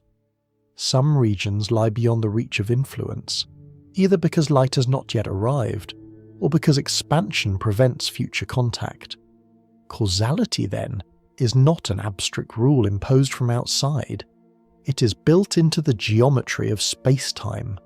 To make this more tangible, imagine turning on a lamp in a dark room. The light fills the space gradually. Now imagine the room slowly stretching as the light spreads. Some corners may drift outward so quickly that the light never quite catches them. The shape of space-time determines the reach of illumination. This geometric perspective dissolves certain puzzles and deepens others. For example, when we observe the cosmic microwave background, we see regions on opposite sides of the sky that appear almost identical in temperature. Yet according to simple expansion, those regions were once too far apart to exchange signals at light speed. This apparent puzzle helped motivate the idea of cosmic inflation, a rapid, early expansion that could stretch small, causally connected regions to enormous sizes. Inflation would allow distant patches of the sky to share a common origin before being pulled far apart. Again, geometry shapes what can influence what. Even the structure of gravity follows this pattern. Changes in a gravitational field do not propagate instantaneously. They move at the speed of light, like ripples spreading through space-time. When massive objects accelerate, such as two black holes spiraling toward each other, they produce gravitational waves. These are ripples in space-time itself, travelling outward at light speed, carrying information about distant cosmic events. Thus, causality is not just about light. It is about all forms of influence. There is something deeply reassuring in this structure. The universe is not chaotic in the sense of instantaneous, unlimited connection. Influence travels at a finite speed. Events unfold within expanding spheres of effect. The geometry of space-time quietly governs the web of interactions. And yet, within that web, complexity blossoms. Every event you experience lies within the intersection of countless expanding spheres of influence. Light from distant stars, signals from nearby devices, gravitational effects from the Earth and Sun. You're embedded in a tapestry of causal connections. At the same time, vast regions of the cosmos lie forever beyond your reach. Their expanding spheres never intersect with yours. They exist, but not within your causal history.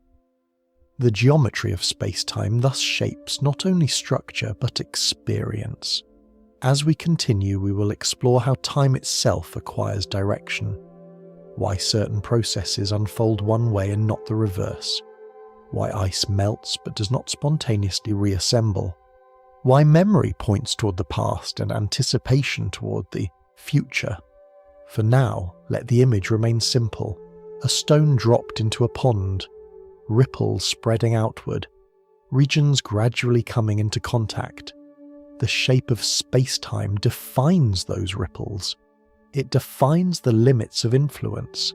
It quietly organizes cause and effect across the vastness of reality.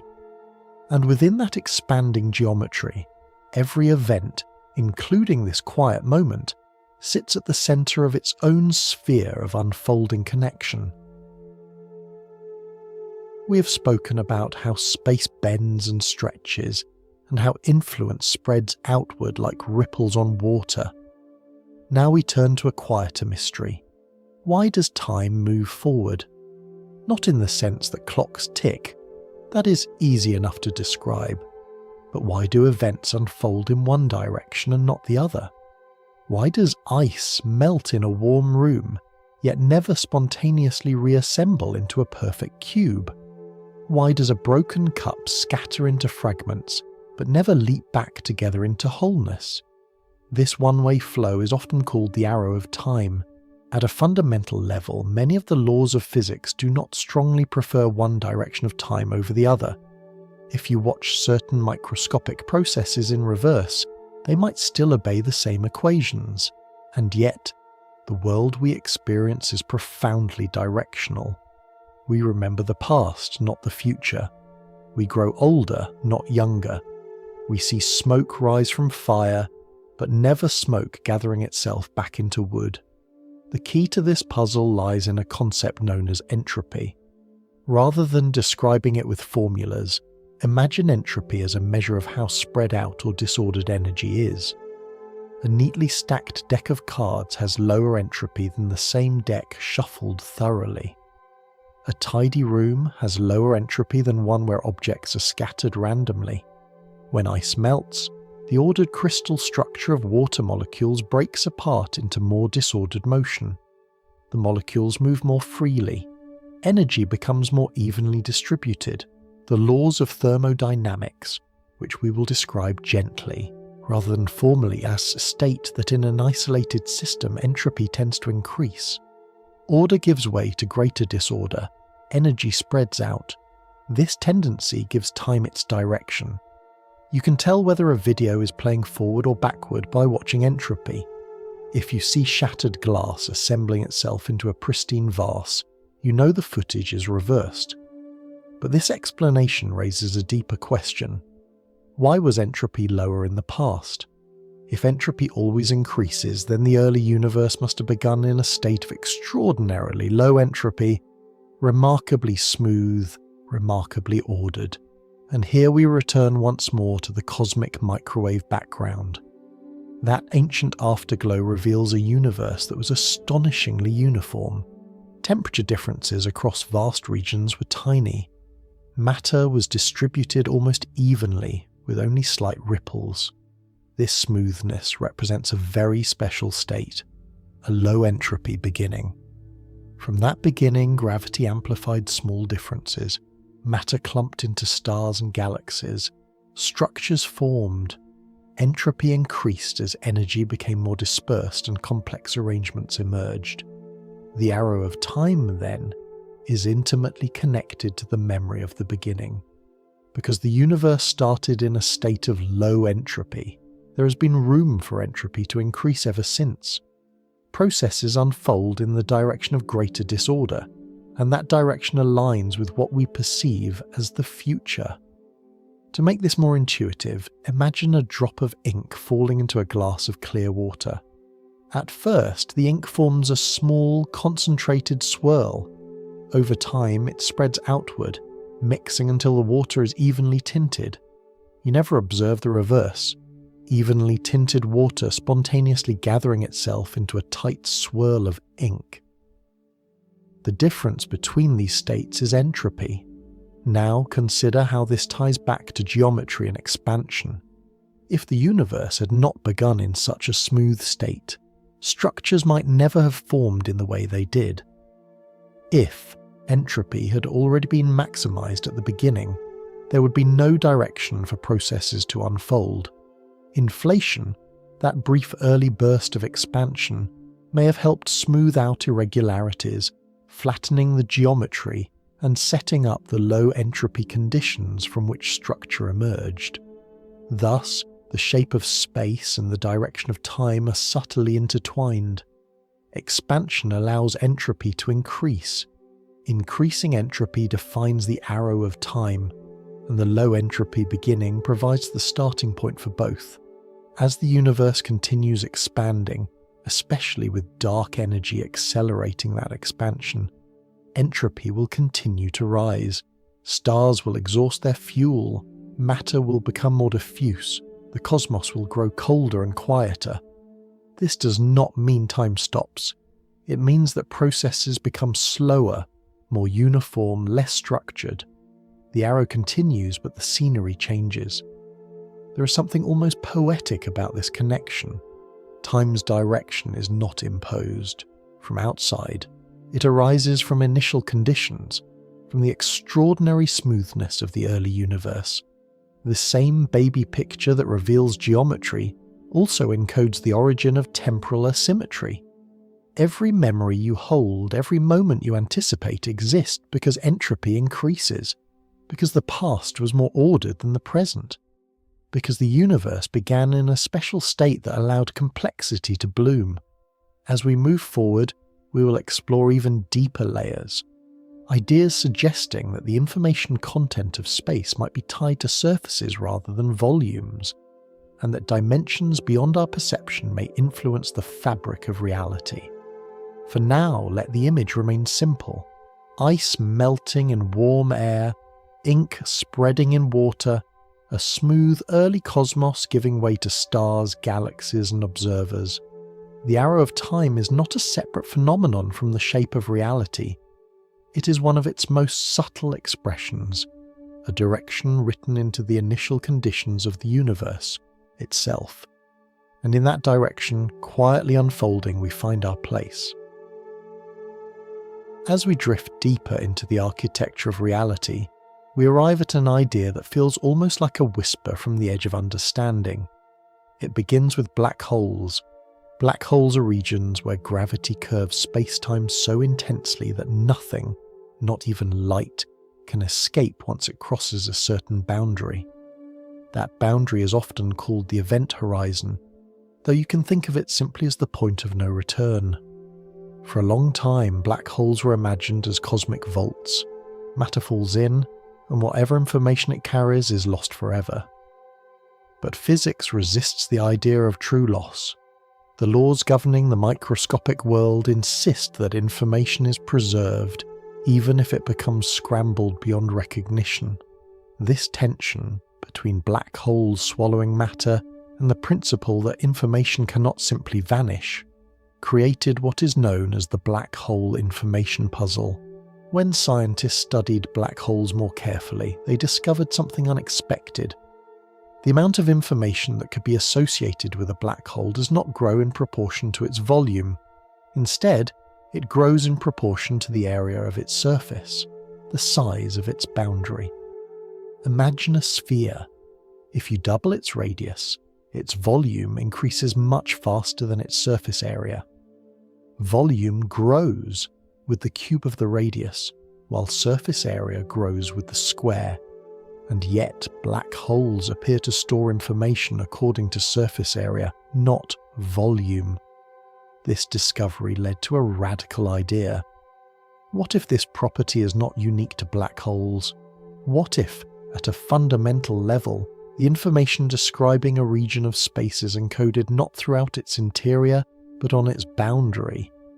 This suggestion is known as the holographic principle. To make it intuitive, consider a hologram, the kind you might see on a credit card or in certain pieces of art.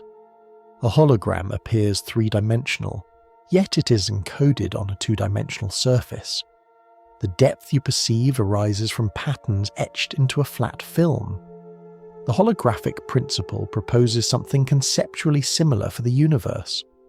The physics happening within a volume of space might be fully described by information encoded on its boundary. This does not mean we are living inside a literal projection, as in a science fiction simulation.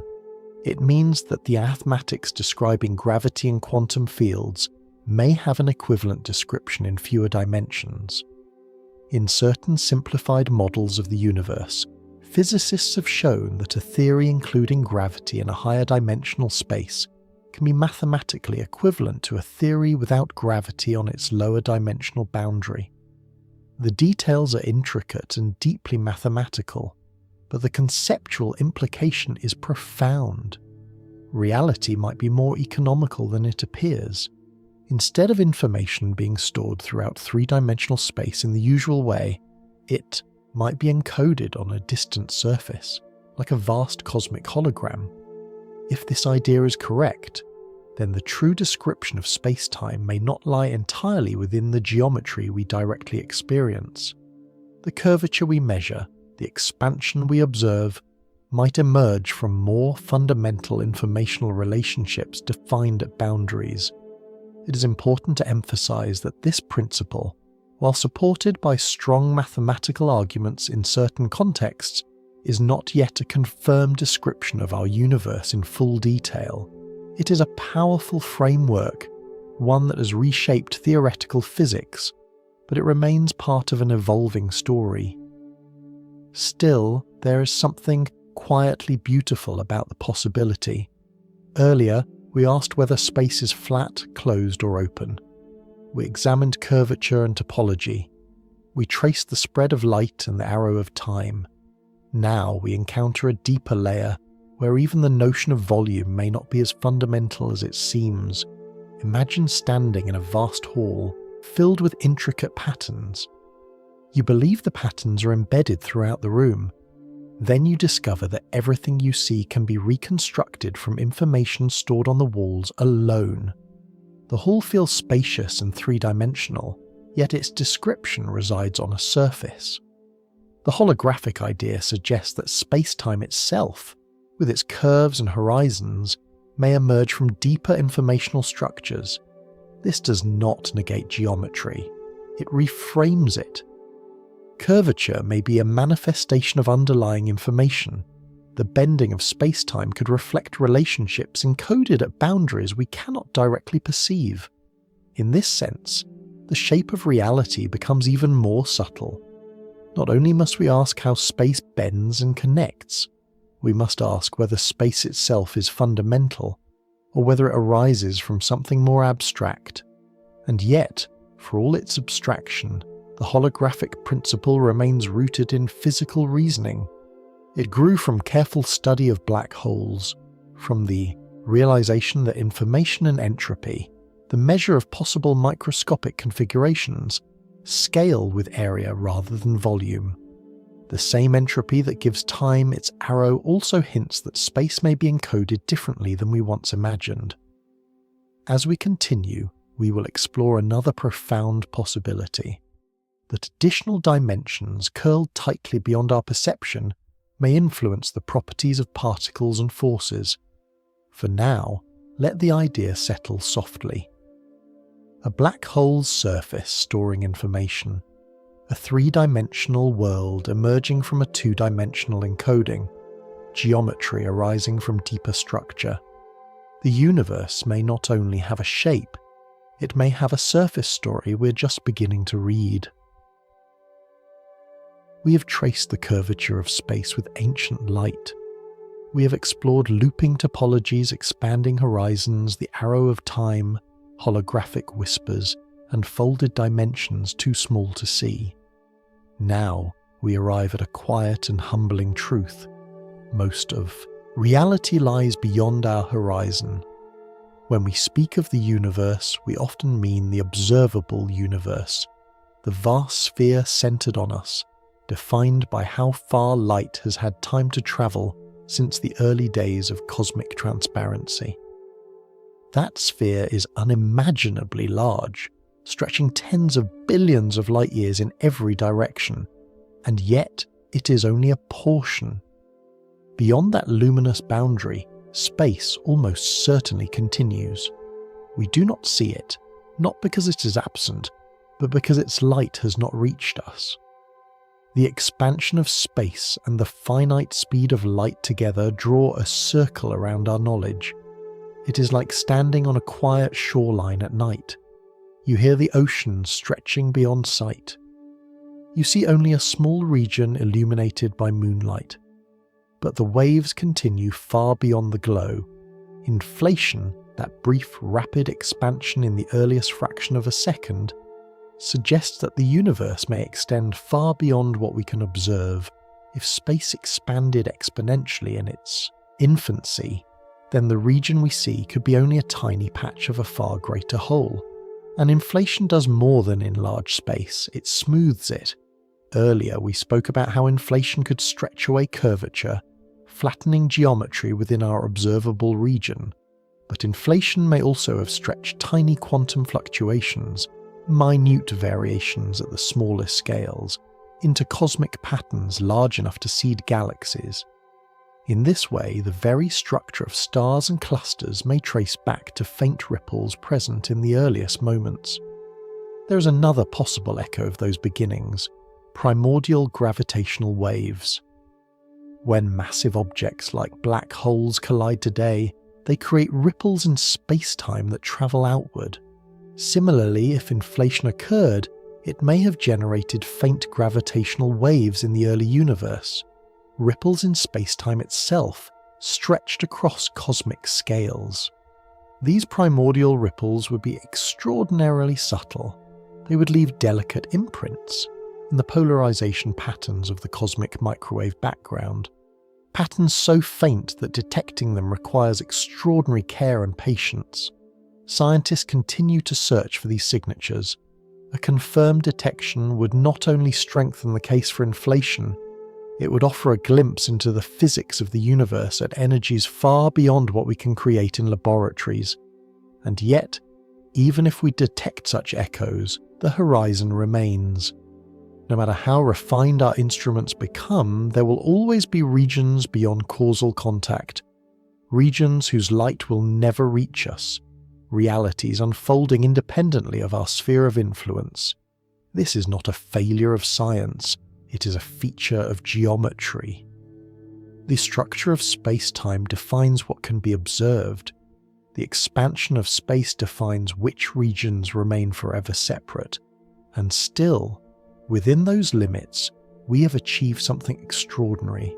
From a small planet orbiting an ordinary star in a quiet galaxy, we have inferred the large-scale curvature of the cosmos. We have measured the afterglow of its infancy. We have traced the arrow of time to its low entropy beginning. We have contemplated holographic encodings and hidden dimensions. We have measured the infinite with light. We did not step outside the universe to examine its shape. We remained within it, embedded in its expanding geometry, and read its contours from subtle patterns in radiation and motion.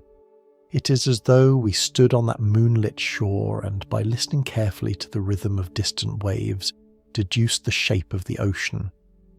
There is a quiet dignity in that. The universe may be flat on large scales, or curved beyond our horizon in ways too subtle to detect. It may loop back on itself in vast topological patterns. It may encode its information on distant boundaries, or hide additional dimensions in microscopic folds. But whatever its full structure, we inhabit a region where geometry, causality, and entropy have combined to produce stars, planets, and conscious beings capable of wonder. The shape of reality is not merely an abstract question. It is the framework that makes experience possible. And perhaps the most profound realization is this: we do not need to see the entire cosmos to understand something meaningful about it. By studying the faintest glow in the sky, by measuring tiny deviations in temperature, by listening for ripples in space-time, we sketch the outline of a universe far larger than our senses.